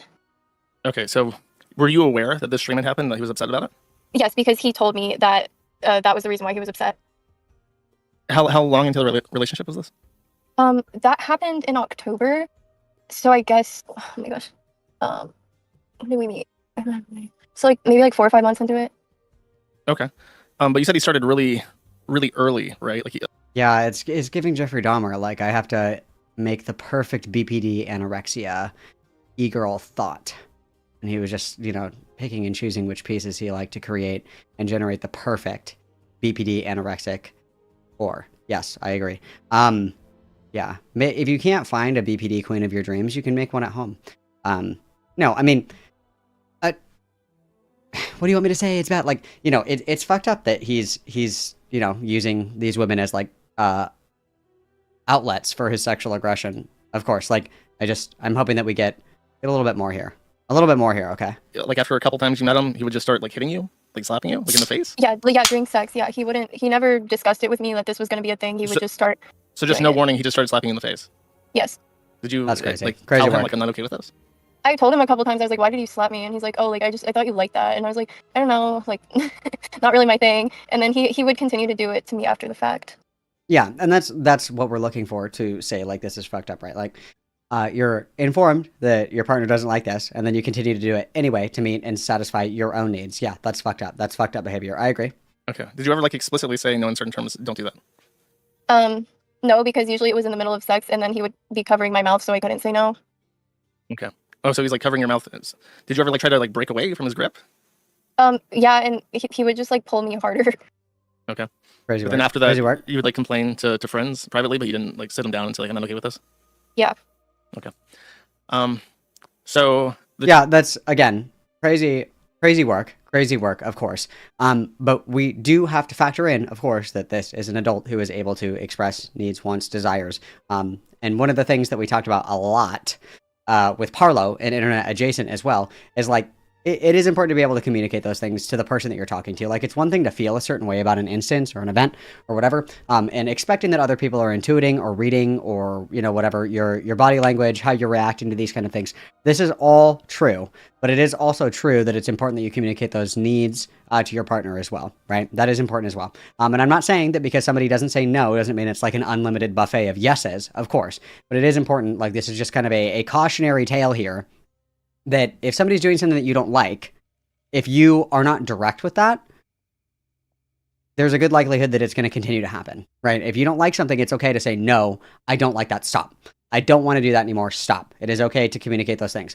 Obviously, there is a decent amount of reading that should be able to be done by an individual that's like doing this. Like, if I'm slapping the shit out of somebody and they are like every time I do it, I'm like, wait, hang on. You actually like that? Like, I can't really tell. I would like to clarify. That's totally fine. But it's also important for you as an individual to be able to express like, hey, I didn't like that. I don't want to do it anymore. Two sides of the same coin. But it is actually deranged that we're treating these women as like, fuck dolls for our rage. That's crazy. But it is what it is, I guess. I don't know. No, it's not. It is what it is. A lot, much to ponder. Much to ponder. Time that he was particularly rough after Ouch. The Kai interview. Mm-hmm. Did like the sex feel like anonymous? Like, did it seem like he was trying to like not look at you in the process? I don't know if that makes sense or if what I'm getting at doesn't make sense. But Yes, because this is very, very graphic, and I'm sorry, but he basically would throw me onto the bed and shove my face down so I couldn't say anything, and like just repeatedly like have sex with me. And so I was basically just like laying there while he did that to me and would hold my head down really hard. Okay. And would this also last for like an hour, like each time? Yeah, it would last pretty long. Okay. And you would bleed the Yes. same? And you didn't stop? Yeah, not good. Not Yeah, I good. would We're bleed not almost bleeding. every time. If we're bleeding while we're fucking, we're doing something wrong. If we're bleeding while we're fucking, we're doing something wrong. That's not appropriate. Because it would last Something's so long, wrong. there's like no arousal after. Yeah. How long? Okay. And like with the lube, did you ever say like you have to use lube because this is painful? He did get lube at one point, but he only used it like once, and he said that he would just use it to jerk off usually. Wow. Crazy. Okay, so how early into the relationship did you notice that he was filming you without discussing it? This had to be like over the summer. I'm not sure of an exact date, but maybe like 2 or 3 months into our relationship, he never asked me. He would just pull out his phone and record, and I wouldn't notice until maybe 30 seconds in a minute or a minute into it. And what really concerned me about this is that I was like, you know what? Okay, like he's just filming me during sex. But I had asked him multiple times if he could please send me the videos, so like he's not the only one who has videos of me naked. And he either ignored the question or was just like, no. So he's How many times basically did you ask? maybe like 3 or 4 times. And that was all after the 4 month thing, right? Because I remember that you mentioned that you were trying to get the videos because you were starting to get like afraid of him, and he just wouldn't give it to you. Okay. Yes. And that's also like inappropriate, right? Like if you're doing shit like that, like you're recording hookups or whatever, and they ask for a copy of it and you don't give it to them, that's pretty fucked, right? That's pretty crazy. Pretty crazy. It's both of you, the two of you, so happy together. Simpatico. You guys are simpatico.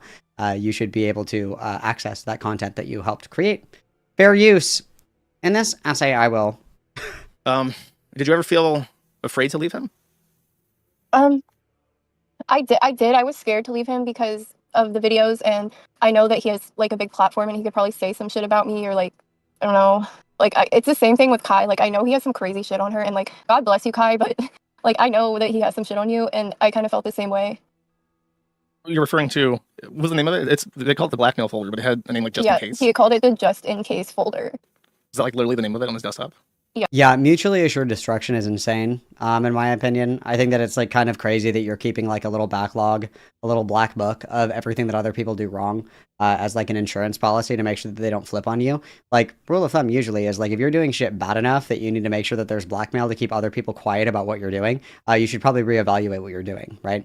I think that there's a difference where like the only example I could see is like a difference in this is like if let's say that I make a video on something and RB helps me a shit ton with the video, and the video is just like terrible. Okay, think like KP style. If I'm burning, RB, hold my hand, you're getting in the pyre with me. Like something like that, where like if somebody actively helps you with something, like if you're like a co-conspirator to like a crime, it's like, I'm not going down alone. I guess that's one thing, but like in a relationship, in like an interpersonal relationship, I think that that's quite excessive. I think that's actually fucking deranged. I don't think that we should be having a folder for a rainy day when our bitch ex-girlfriend pisses us off. I think that's kind of crazy. I could see in the sense of like, you know, content creation, where like if you guys are working on something together, maybe you guys both did crazy shit in, you know, the creation of this content or like finding the information, whatever. Okay, that's one thing. But like in an interpersonal relationship, like a friend, a girlfriend, a fling, that's crazy. That's crazy. Yes. Okay. And you never saw inside of it. You have no idea what's inside of it. No, I never looked. That's okay. Okay. Okay. Are you worried that he's going to like revenge porn you? Honestly, I don't know. I don't know what he's done with the videos. I don't have access to them. I feel like, and this is my my opinion thing. Okay, this is me speculating entirely. Okay, I highly doubt that Tom has a folder, like a blackmail folder with like nudes and shit. I'm sure it's like completely different stuff, like image ruining things. I highly doubt that it's like porn that he's going to disseminate of people if they piss him off. Like I'm imagining like it's screenshots of her like saying the N-word, or like it's or a video of her like kicking a dog or something. And I'm not saying that I believe that she has said the N-word, or that I believe that she's kicked dogs or whatever, but I don't think that Tom is stupid enough that if somebody pisses him off, he would share porn of them. It's probably just like reputation ruining shit. That's what I would imagine. When I think of like just in case folders, I'm not thinking of like I'm gonna tell everybody the color of your areolas Jessica, I'm gonna fucking get you. It's like, Jessica, do you remember that one time that you donated to Jeffrey Epstein? Because I remember. I'm imagining that it's like something like that. Or if it's like the girls, like, if he does have shit in that folder, I'm very curious to see what's in there. Because, like, what if there are, like, text logs or whatever of her saying, like, yes, I want you to slap me in the face. Yes, I really like when you do that. Like, maybe that's in the folders. I don't know. But I highly, highly doubt that, like, what he has, like, as dirt on other people is, like, porn. That sounds kind of crazy. It's probably them saying that they're into crazy shit, like saying that they're into weird, I don't even know, like weird shit, that they've done like something fucked up, that they've said something particularly unhinged or crazy. That's what I would imagine would be in those folders. Unless proven otherwise, I just don't foresee it's like I'm gonna totally fucking own you by sharing a video of me fucking you. How is that an own? I would imagine that it would be like some kind of dirt, like something to like ruin their reputation or something like that. I don't think it's just like fucking porn. I think that's crazy. But I don't know. I think that would be people's like main question is like if you think that this guy is like violently aggressive and has videos of you naked, like why? I figure I guess now would be the appropriate time. A question I like to ask people who we talk to like this is, in an ideal situation, what is like the outcome of this conversation? Like if you controlled like the threads of fate, what happens after this discussion? Yeah. Why are you doing this? What are you trying to get out of this? Like, what is your ideal solution? What is the outcome that you're trying to get? Now that good question. Good question. I like. I want to stop talking about it on social media and just go. Bro, we spent like 3 days doing a Q&A when we could have just dumped everything that we had. Actually figure out a way to get those videos and maybe get the police involved, because I just honestly, what if we wanted to do that, why didn't we do that in the first place? I guess would be my question. Like, if you want some kind of like legal justice, I don't know why you would first go like stir the drama pot, right? Because that could damage the integrity of the investigation or any legal consequences. I don't think that that's a great choice, right? Like if you think that there's something like illegal that's been going on and you want to seek like legal avenues, muddying the waters by going and, you know, like stirring up shit in like drama circles, that seems like the wrong choice to make. I don't know if that's true. I think that might not be true. And to my understanding, a lot of the girls that went to Kiwi Farms originally had said that there was nothing illegal that they were alleging, and then changed their mind later. I think realistically, if we wanted a good outcome here, like the best outcome that we could hope to get would be like that there's evidence that those videos are deleted. I think that like realistically, if I was in this position, let's pretend that I'm in this position, what I would want out of the situation is I would want evidence that the videos are deleted and that evidence that like my dirt or whatever is deleted as well. And that's something that you can handle privately, right? Like, dear Turkish Thomas, it's me, Jessica, your ex. I know that you have these videos. I know that you have this blackmail folder or whatever. I'm willing to, you know, basically never talk about this ever. Like, I'll sign an NDA or whatever if you can prove to me that you have deleted all the information that you have on me, and I'm going to sign like an NDA or a contract or something that I'll never talk about you in any kind of public capacity ever. And that's like a good insurance policy. You get all that shit taken care of. You don't have to worry about it. You know, like nothing lost really. That would have been the way to do that, right? Like, I don't think that like going and gossiping online is like a good way to bring about any kind of legal ramifications, and I don't think it's a good way to get any kind of clear-cut resolution, because all it does is agitate. All it does is provoke coverage and a response from him. It draws more attention to the situation. Personally, if I was concerned that somebody had pornographic videos of me and I was scared that they were going to leak them, the last thing that I would do is make a fuss and bring attention to myself and that other person. Because if anything, that would provoke that person to do that, right? I'm scared. This person has dirt on me. I'm really scared of what the dirt is, and I'm really scared of what they're going to do with it. I would never provoke the situation. I would find every way possible to like find resolution behind closed doors. I would want as little eyes as possible on a situation that may or may not result in people blowing my shit up, right? It just doesn't make sense why she would do that. It doesn't make sense why she would do that if that was what she was going for, right? Just, you know, just my thought. What makes me nervous is that I'm not an internet person. I'm not I wasn't ever in it for like, you know, I want to get a bunch of clout, like famous, but I'm just nervous that he's going to do this to like so many other women. So it's like one part like self-interested. I kind of want to like force him to like delete my folder on his computer, and then like one part don't date this guy because he's like sexually violent. Yeah. Okay. Katie, do you have a different interest? Do you like what would you They're talking about the legal online because there's nothing they can get him for if they wanted for a W, and then RB if he did hit her.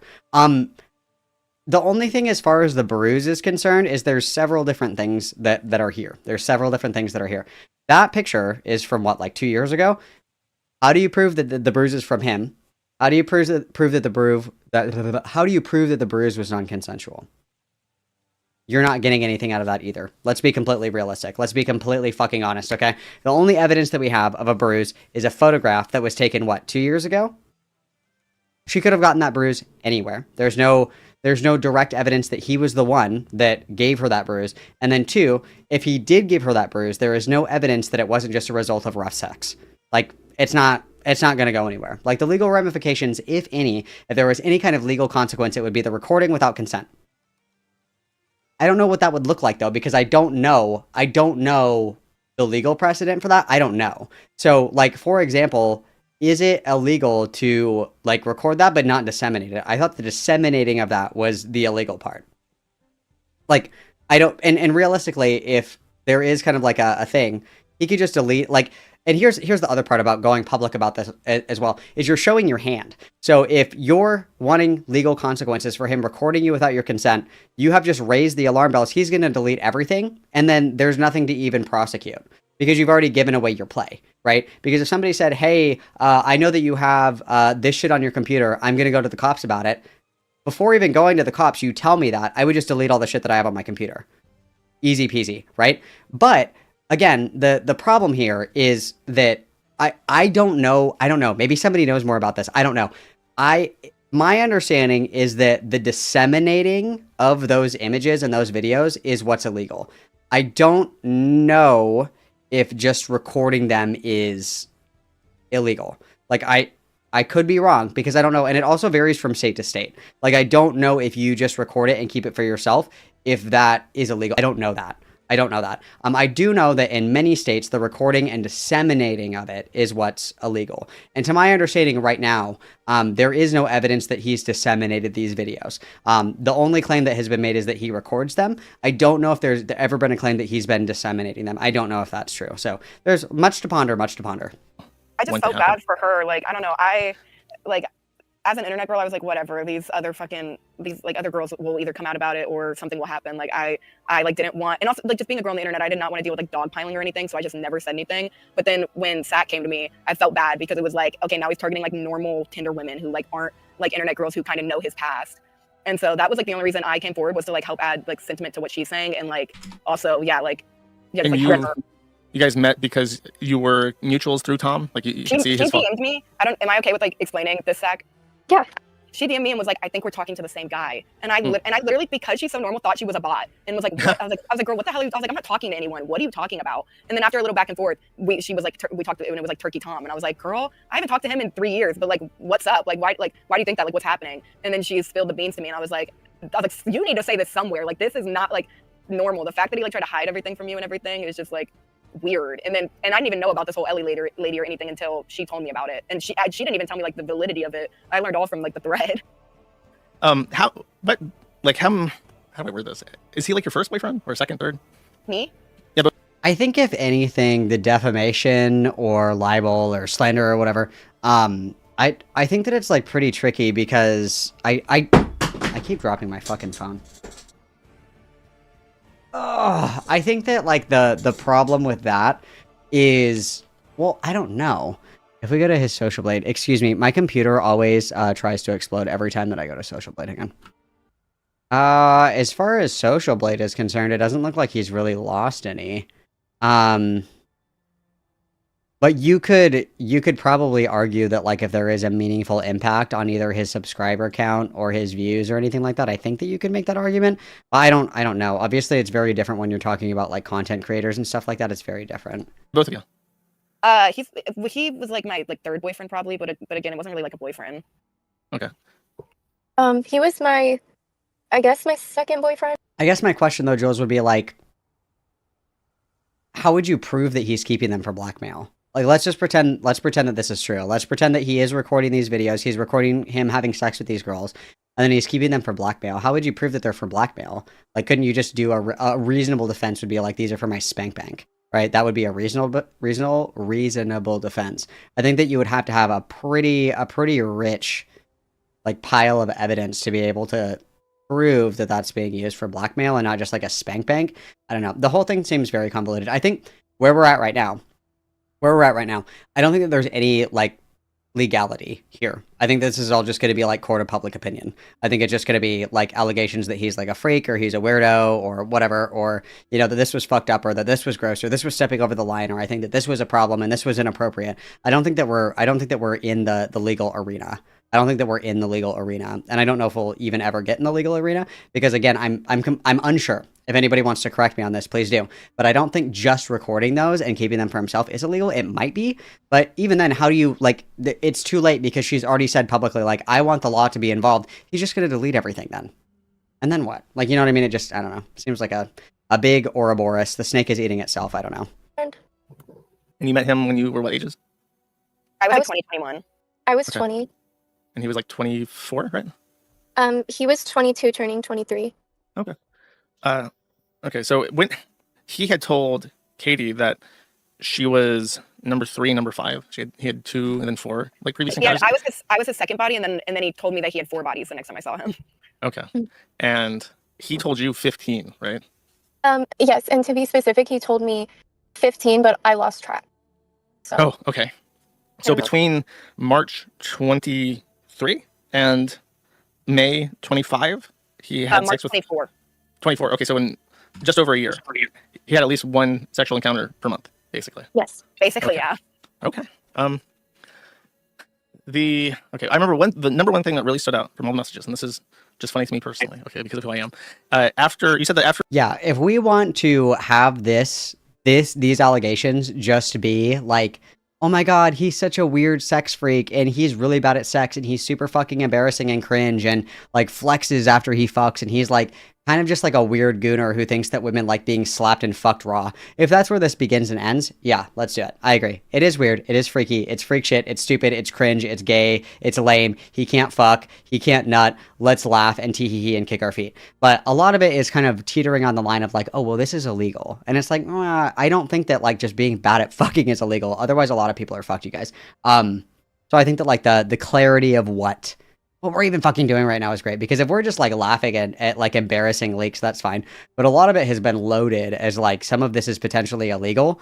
And you can make like moral arguments about a lot of this behavior, but I don't want to pretend that like because Tom does like shitty BDSM Dom role play or whatever the fuck, and that he doesn't know what lube is, that means that he's like killing and skinning women alive. I think that that's quite an embellishment, but we can take it for what it is. It's hilarious and it's embarrassing. And it's fucked up that he is treating these women like you know, a punching bag / fleshlight hybrid combo. Like that's fucked up and weird. But I don't think that we're even remotely branching into the territory of like illegality yet, unless more comes out. Because I mean, the recording bit itself may or may not be illegal, but I don't know. There's a lot. for 4 months in, you found the Kiwi Farms, right? Yeah. And then after that, he could not maintain an erection. I'm trying to think of exactly, because I confronted him about all the girls and I started really being on his ass in December. And then as soon as as soon as I told him about Kiwi Farms and like the fact that I knew everything, we went to go meet his family, and during that whole trip he couldn't. No, I mean, I'm keeping them if I can, but you can have them if you really want to actually do that. So, how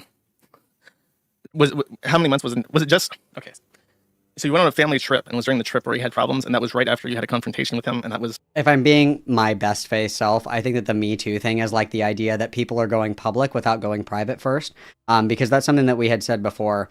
We've talked about before on this channel specifically, is like the idea that the Me Too movement was specifically designed for people that cannot get any kind of legal or professional, like anything accountability for like sexual depravity, sexual misconduct, blah blah blah blah blah, and so they go to the public essentially in order to get some kind of justice, right? And we talked about before how like it is a mistake of internet culture that these kinds of things aren't attempted to be solved privately. They aren't attempted to even be resolved legally even. A lot of the times people just write their fucking Google Doc and go balls to the wall, right? Like that's what I would say, is that like this is like a symptom of the idea of public accountability in lieu of like trying to resolve things quietly, especially when it involves like humiliating, embarrassing personal details that probably don't need to be public in the first place. I think that is like reminiscent of the twisting and the bastardization of Me Too, because Me Too was supposed to be about all these women in Hollywood that couldn't get any help because it was the executives, it was the producers, it was HR, was the cousins, brothers, best friend's sister's daughter twice removed of the exec that was like abusing them, so they couldn't get any kind of justice. The police wouldn't look into, like this was their last ditch effort to try to get some kind of accountability. But now the public nuking and flogging of people has become the first option, not the last option in a long list of trying to get resolution in a way that's meaningful for anybody involved. It's just they want the nuke, they want the content nuke. I think that best faith, that's what they're doing. Around the 4-month mark, around the same time. Wait, I guess it was in December. I don't know how Okay. long that is from when we first met. That's near the end. If you guys met in May. Yeah, it was or near together the end. Okay, so way towards the end, you confronted him about all the Instagram stuff Mhm. and all the e-girls, and you said that you knew Yeah. about his stuff on Kiwi Farms. And then I'm doing a chair stream really quick. I just have to go piss, girl. Give me 1 second. Chair stream. Everybody behave. And then immediately after that, you had a trip together where he just Mhm. couldn't get it up at all. And then, Yeah. then the relationship ended after that. Yes, because he started being like really weird and distant, and I was like getting kind of concerned, and I was like, okay, well, like there's obviously something to what I told him because he wouldn't have this reaction if this was like a nothing burger. So I was like, huh, that's weird, and I kept being on his ass about it, and then we broke up, and I was like, okay, well, you're a freak. I don't know. um, did he break up with you, or did you just say like I'm done? You're like a freak. Goodbye.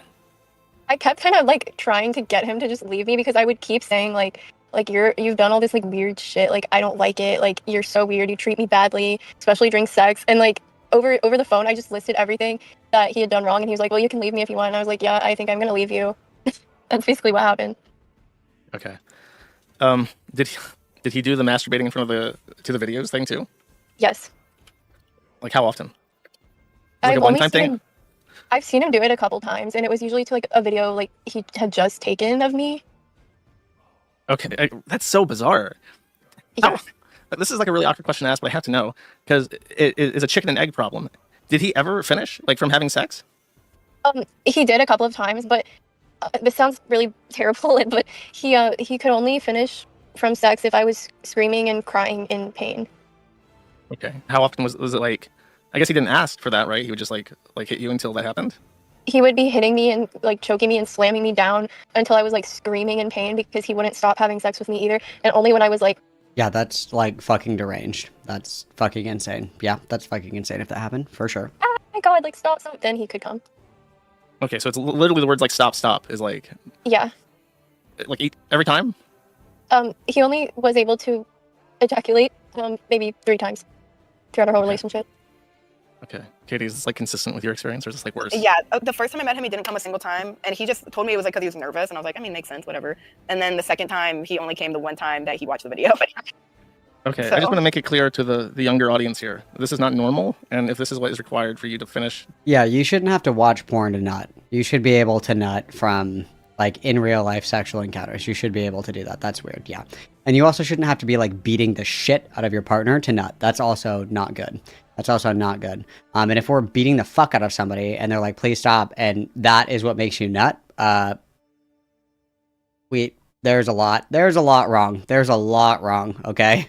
during sex, you have issues. I just want to make. I don't know how many people need to hear that. That's really messed up, and implies that there has to be like some level of like non-consent in your sexual encounters. That's probably like I'm just thinking because all the serial killers said that they were really addicted to pornography. It's like that sounds like a stepping stone to like becoming a serial killer. Is when you have to have like blood and screaming and sex to ejaculate. That's kind of how I felt. Yeah. Okay. So Turkey Tom, serial killer, confirmed, based. Sacramento, you were talking to like your friends throughout this relationship, right? Did any of them like I saw some texts where you were telling them and they were concerned, or maybe that was just Katie. Did anybody like warn you like this is messed up? You should probably leave. Yeah, my friends told me, this is never ever okay. Like, I know that he has money and all of that, but you shouldn't just stay with him. Like, you're worth so much more than that. And just trying to be like supportive, but unfortunately, I did still stay with him. And I know a lot of people seem to have a lot of questions about that. And honestly, you were completely correct to question my judgment as to why I stayed with him, even though he was, hitting and choking and beating me. What could I guess the only thing that, because obviously there is like an issue or like an observable thing with people that are like victims of like domestic sexual violence, interpersonal violence, that have difficulty leaving a relationship. Of course, that's, you know, a thing. It's observable. It's documented. That's not surprising. But the thing that I do question sometimes with these kinds of things is it's online. It's online. You know, you're flying across the country or to a different location to see this person. It's predominantly long distance and online.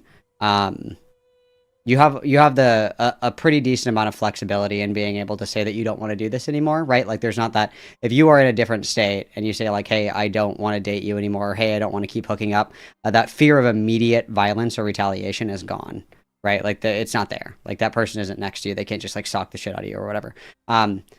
That is one thing that I will say. But obviously it's not uncommon for people who are like in these situations to have a difficult time leaving, whether that's due to trying to rationalize the behavior, trying to minimize the behavior, trying to say it's like a one-off or whatever. That's not uncommon. But again, I have, maybe it's just because of some of the stuff that we cover. Maybe I'm the one that's biased in this instance. But like I feel like when you're online, there is just such a significantly diminished risk that I don't necessarily I don't really understand it. Like, I don't understand it at all. Like, if I'm dating Foreskin Quilt, and Foreskin Quilt just beats the ever-living fuck out of me all the time, but we date primarily online, and I've met Foreskin Quilt, like, once or twice, what is the true barrier there in me being able to say, no, I don't want to keep dating you because you keep beating the shit out of me? Like, what's the true barrier there? Because, like, 9 times out of 10, it's the physical proximity, like, the fear of violence. It's the physical proximity, right, that is the fear. So I don't know. Is there any thought process behind like not leaving? I guess it's easier to stay in a relationship in general than to leave. It's like a hard decision to do that. Yeah. So was it just like, you know, I'm in school and I don't want to like change up my life too much by like breaking this off early, or? I genuinely did think that he would maybe change and stop being so aggressive, because he told me before that he would like kind of chill out, but he never did chill out, and it kept being the same very intense, violent aggression every single time. And yeah. it wasn't like tied to anything, right? It was never like a bad day. And just so you know, even in like BDSM stuff, you're never supposed to like take real life anger and turn that into like sex. That's also like a red flag in general for anyone who needs to hear that. So yeah, my question is, he was just always like this. There's never a time where it's like, you know, today, you know, let's just have sex. It's like always, every time. Yeah, it was always aggressive, but like I said before, during the times when Kai started coming out with like that guy that she's with, Liam, he would be so angry and take his aggression out on me, especially hard during sexual encounters. And there was no, for either of you, there was no point at all where he was ever like interested in like, oh, was it good for you? Like, No. Oh no, Never. he never asked. never. Okay, No. cool. Dude, true. It's all, you know, the female orgasm is a myth. I completely agree. This is a strong message. A big question a lot of people had, there's been speculation that he's bisexual because he's made weird comments about finding men attractive on his streams. Did he ever come across as like hetero-flexible or anything like that? He is gay. He's totally gay.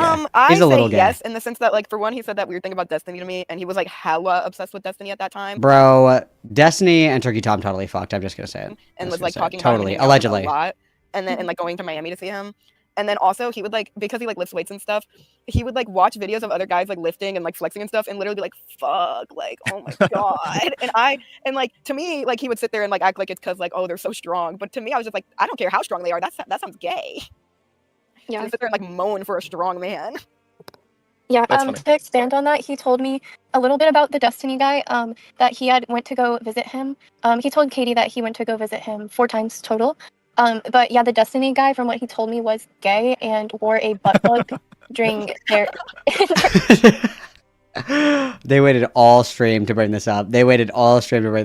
Oh my god. Holy fuck. interactions.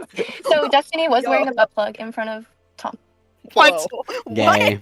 Gay. During his regular social interactions with Tom, he was just plugged up and told Tom this, and he was just okay with this? Yes. How did this come out in conversation? Were you just asking him about Destiny? Yeah, I was. He would like bring up these internet people, and honestly, I'm so like normie pilled. Like I'm not. A normal person would not say normie pilled. Let's just cut the bullshit. Let's cut the cap, ladies. Nobody involved in this situation is normal. Let's cut the bullshit. Okay, let's be totally honest with each other. We can't have a foundation built on lies. We can't do it. If we don't have trust, we don't have anything. Okay? If we don't have trust, we don't have anything. No one involved in this situation is normal. Let's be real. been super into the internet for the past few years, and so I would have no idea what the hell he was talking about. So I would ask him, like, who is that? And so he would be like, oh, like, this guy Destiny, he was a streamer I was friends with, and I found out he was wearing a butt plug when I went to go visit him one time. So, yeah. That's very funny. Many people That's will awesome. appreciate that. He's very That's famous. awesome. That's awesome. I mean, I That's guess on that awesome. note, did he tell you any other weird stories about random people? Oh, I remember this because his name I thought was funny. He told me he was doing cocaine with this guy named Dick Masters. Oh, no. Dude, that's awesome. Dude, that's like doing crack with Hunter Biden. Why would you pass up that opportunity? If Hunter Biden was like, do you want to smoke crack? How do you say no to that? If Dick Masterson wants to do coke with you, how do you say no to that? How do you say no to that? Nick Rakita wants to do blow with you at the fucking BBC resort or whatever for swingers. You're going to say no to that? Come on. You're going to say no to that? Dude, that's crazy. That's like saying, no, I'm not going to get blackout drunk with Ethan Ralph in Tijuana. Why would you ever say no to that? That's awesome. That's a great story. That's a great story. Yes. I think that it was the correct decision on Tom's part to do coke with Dick Masterson. I think that's fucking good for him. Good for him. That's the best thing that's come out of this, okay? Good for him. I'm happy for him, okay? Hunter Biden asked if I wanted to do meth and like bang hookers with him, and I said no. What do you mean you said no? What are you talking about? You said no? You said no? Why? That sounds awesome. Crazy. That's crazy. Like, he told me that was a couple years ago. But yeah. I feel like I'm being trolled. It's such a specific person. Okay, so he just went over. Yeah, he's in LA with Dick, and he's just said, yeah, we met up and we did a podcast together and we did cocaine. We had fun.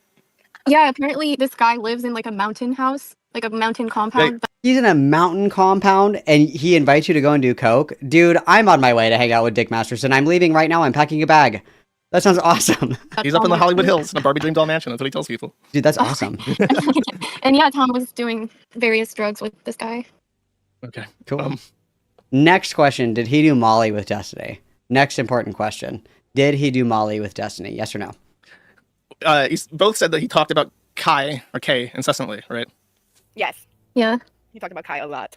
I mean, how did that make you feel, Zach? Because you were like, I don't want to hear about Oh this my more. god. Yes, and it made me feel so weird. And I would bring this up to him, and he was like, "Well, she was like an insane bitch. Like, don't worry about it." But I was like, "This woman clearly had some mental effect on you if you're constantly talking about her and keeping up with her new man." I mean, he showed me a picture of that guy Liam wearing makeup, and he was like, "Oh, this fucking guy took my bitch," like just like raging. And I was like, okay.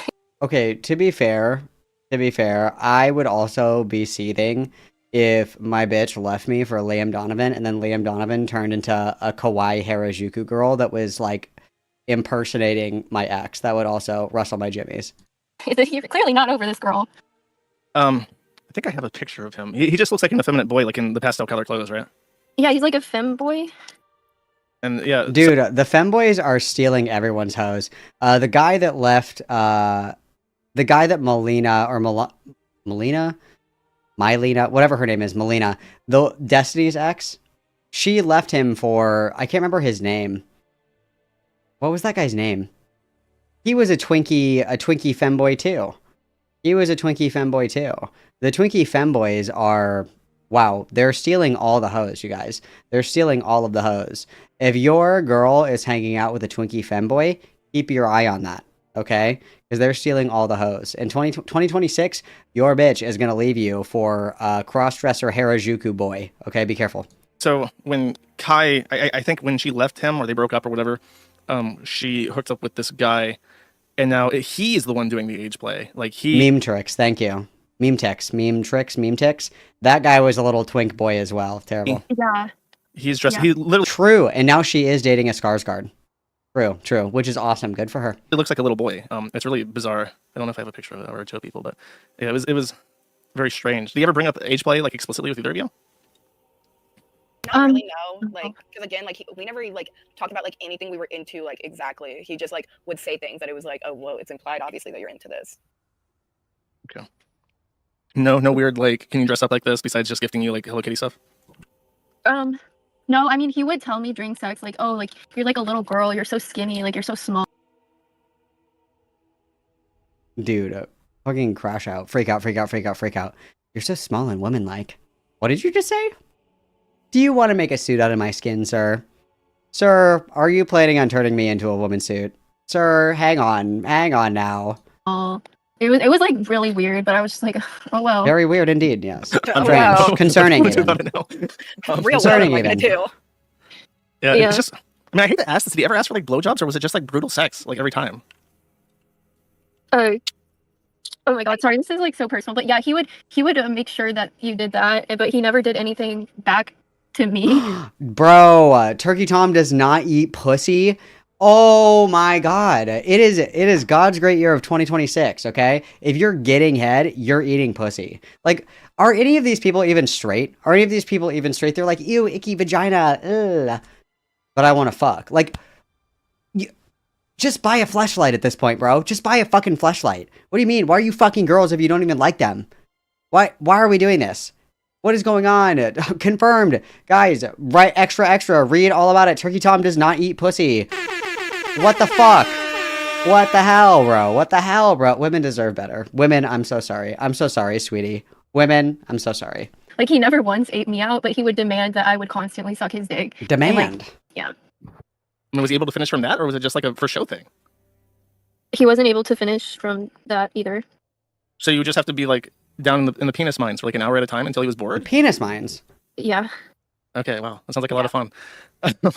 Yeah, Katie, can you kind of... Yeah, same thing. Just like, yeah, he would always want head, but then he was never giving head, and also same of like never came, and it was just like for nothing almost. It was very odd.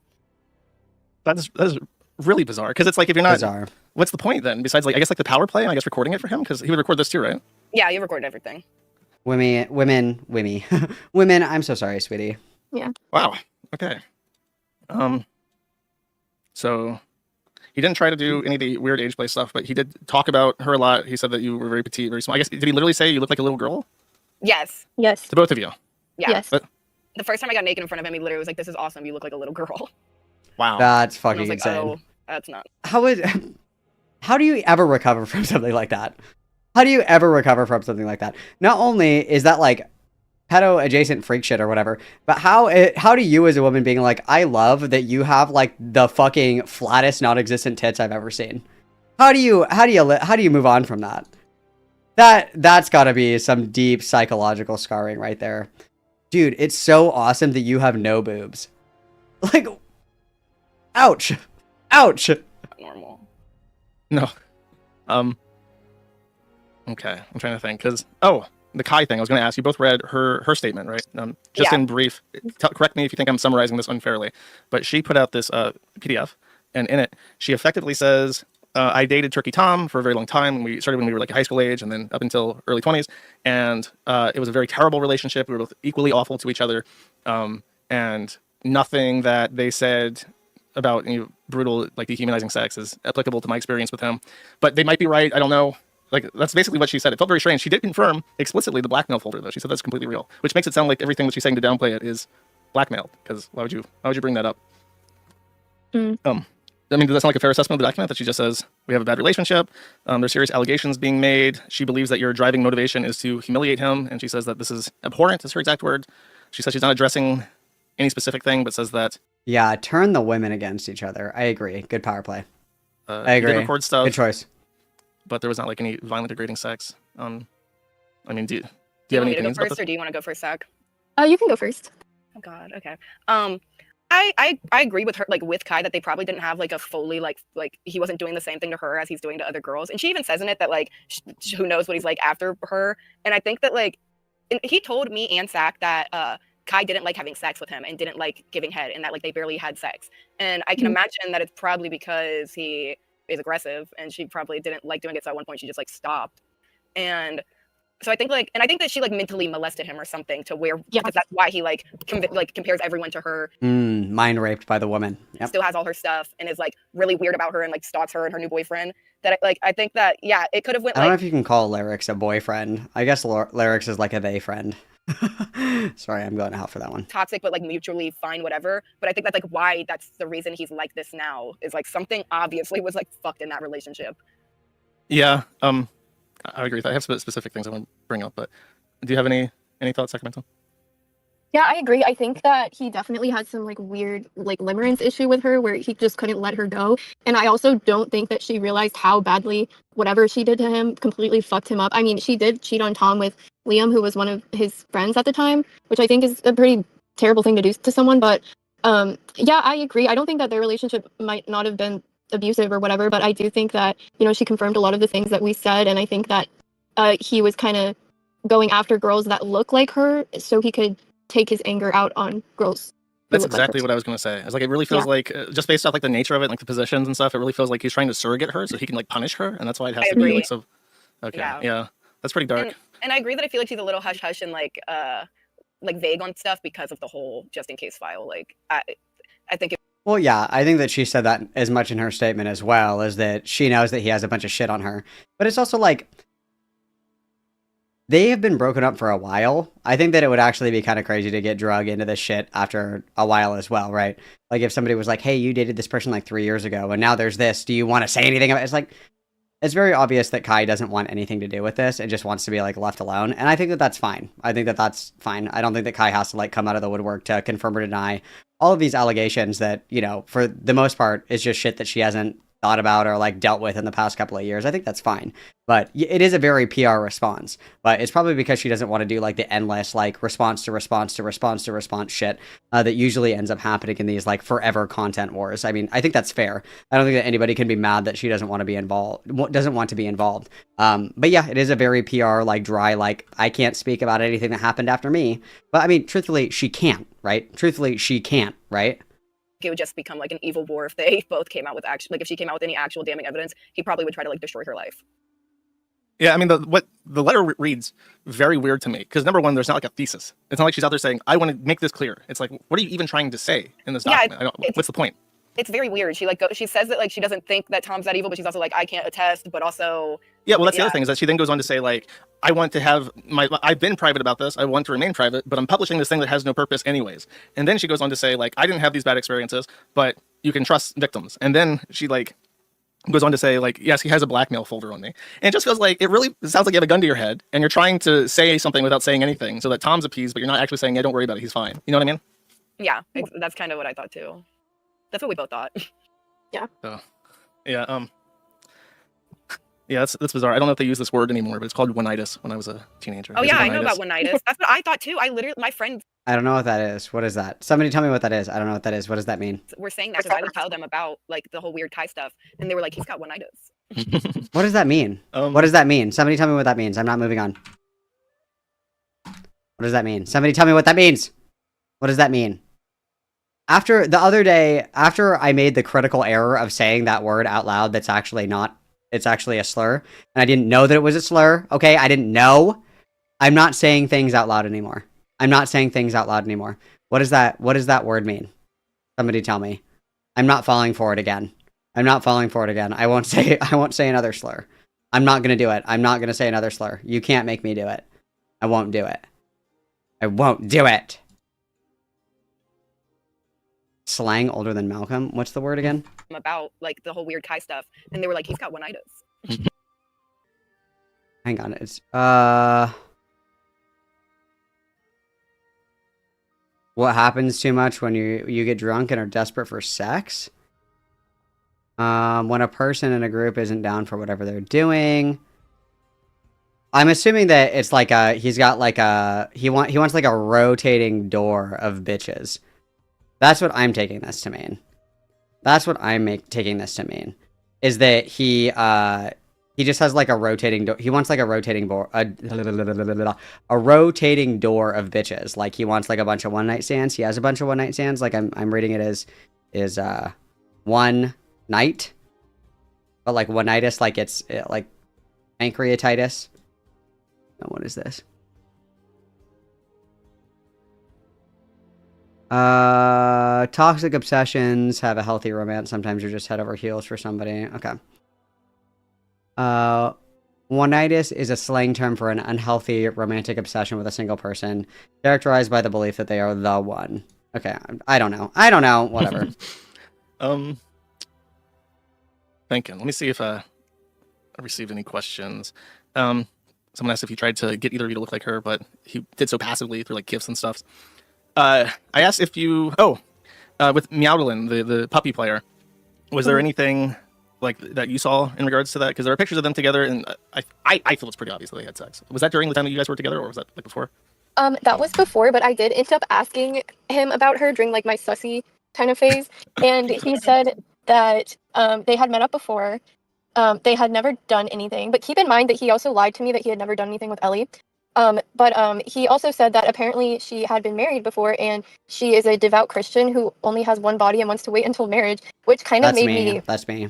have a weird feeling, because how would you know that about someone if you weren't trying to, that's kind of not just Yeah. something you tell a business associate. It sounds like he tried to, then she was like, "I'm waiting until marriage. You got to put a collar on it." You know, he's like, "Oh, Yeah. I'm not doing that." Gotta put a collar on it. Who- Nice. Which Good one of you? I think it good was Sacramento, but which one Good of you one. was the one that had the eating disorder that he like? It was me. Which one of you guys is mentally ill? Please respond. Who's mentally ill here? And he like encouraged you to continue having an eating disorder, or he was like complimenting you or something, right? Can you clarify? Yeah, he would. I told him very early on, like, hey, like, I've struggled with eating issues in the past, and I'm kind of still trying to gain some weight and make sure everything's okay. And he would tell me, oh, I love how skinny you are. I like how small you are. You know, like, I love how your body is like skinny, and like just say all this stuff that was incredibly hard to hear. Yeah, that's really mean. Yeah. Yep. Pretty evil. I would agree. But, like, I don't know. I guess he wants women that are as skinny as possible. I don't know. Did he ever? This would also be very mean. Did he ever say like your body looks like Kai's? No. Okay. Did you ever contact Meowdlin? No, I feel like she definitely knows some shit though. So Meowdlin, if you're hearing this, please, like, it's okay. I know you're a puppy, but we don't care. Like, Yep. Did he ever talk in like a baby voice or ask that you do it? he would do the like weird baby voice. I know what you're talking about, and he would do the weird baby voice sometimes as like a joke, but it was like really scary. Because he sounded like a baby, and he would even do the thing where he like puts his legs up and like sucks on his thumb like a baby. Stop. I don't. Oh, guys, no. I don't want to. I don't want to think about that. Why would you like flashbang me with that? Why would you make me imagine Cookie Tom like on all fours going goo goo gaga and like sucking up? Why would you do that? Why would you do that? I don't want to think about that. Oh my god. That is So bizarre. yeah, yeah, I agree. But there was no other signs of like age play or anything. I mean, that I sounds mean, like she other than trained him. the yeah, other than the fact that he like told us we look like really young, and like he liked that we're small and skinny and have no boobs, like not really super age play stuff. I just for everybody here, for all of my like turbo autistic versions, okay? It's actually not a compliment ever to tell a woman that she has no tits. Like being like, "Wow, I love that you have literally no boobs and the flattest ass." That's not a compliment, okay? Even if you like small boobs and flat asses, never say that out loud to a woman, okay? Never just be like, "Wow, I find it very attractive that you have fucking no tits at all." Never say that, okay? Okay. Did he ever come across as generally manipulative, like just like like a general narcissistic stuff, like lying about stuff that doesn't make sense, that doesn't need to be lied about? Mm-hmm. No, just very upfront, very honest. He was manipulative about some situations. I mean, obviously he lied to me about what he did at first. He did lie to me about meeting Ellie. And I think that he was a very good liar and would kind of twist stories a lot to make him look like the cool guy. An example I can give. This is why you never date an e-girl. They're crazy. Very true, MB Hughes. Everybody witness. Thank you for the membership, my friend. Everybody witness. We said the same thing with Poppy, and I want you guys to reflect on this. This is true, and this is for all you serial e-daters, because I know you're here. If I spit, I could probably hit one or two of you, okay? There is a reason that people are unable to procure partners in their immediate area, and they have to find people online to date. There is a reason for that. Okay, there is a reason for that. Serial e-dating and e-gooning is a path to the dark side, okay? And you guys are going down a path that I cannot follow, okay? One of his friends went to the hospital, and he was like, well, if I hadn't noticed that my friend was sick and took him to the hospital, he would have died. So basically, I saved his life. Wow. And just like really narcissistic shit like that would kind of be like, oh, okay, dude. Was there any other weird like once-off line? Also, the other thing that I will say, just generally speaking, I've noticed that a lot of people are unable to determine flat affect and like irony and deadpan humor. So being like, yeah, I took my dog to the vet. I practically saved his life. He needs to start paying rent. He owes me. That's like deadpan irony. Like I'm obviously fucking joking. But there are some people that unironically would think that I was dead ass fucking serious about that. So I have a little bit of maybe like a little bit more grace that I'll give in that instance, I guess. Because like unironically, it's flabbergasting to me because like I can say like the most deadpan like sarcastic shit and people are like, "Are you serious?" And I'm like, "No, dumb fuck. I didn't actually orchestrate an 11. That was obviously a joke." But whatever. Lines like that, that's a bizarre thing to say. I'm trying to really think of some, and I'm sure I could come up with more. But yeah, it was just stuff like that he would try to make him seem cooler than he really was, I guess.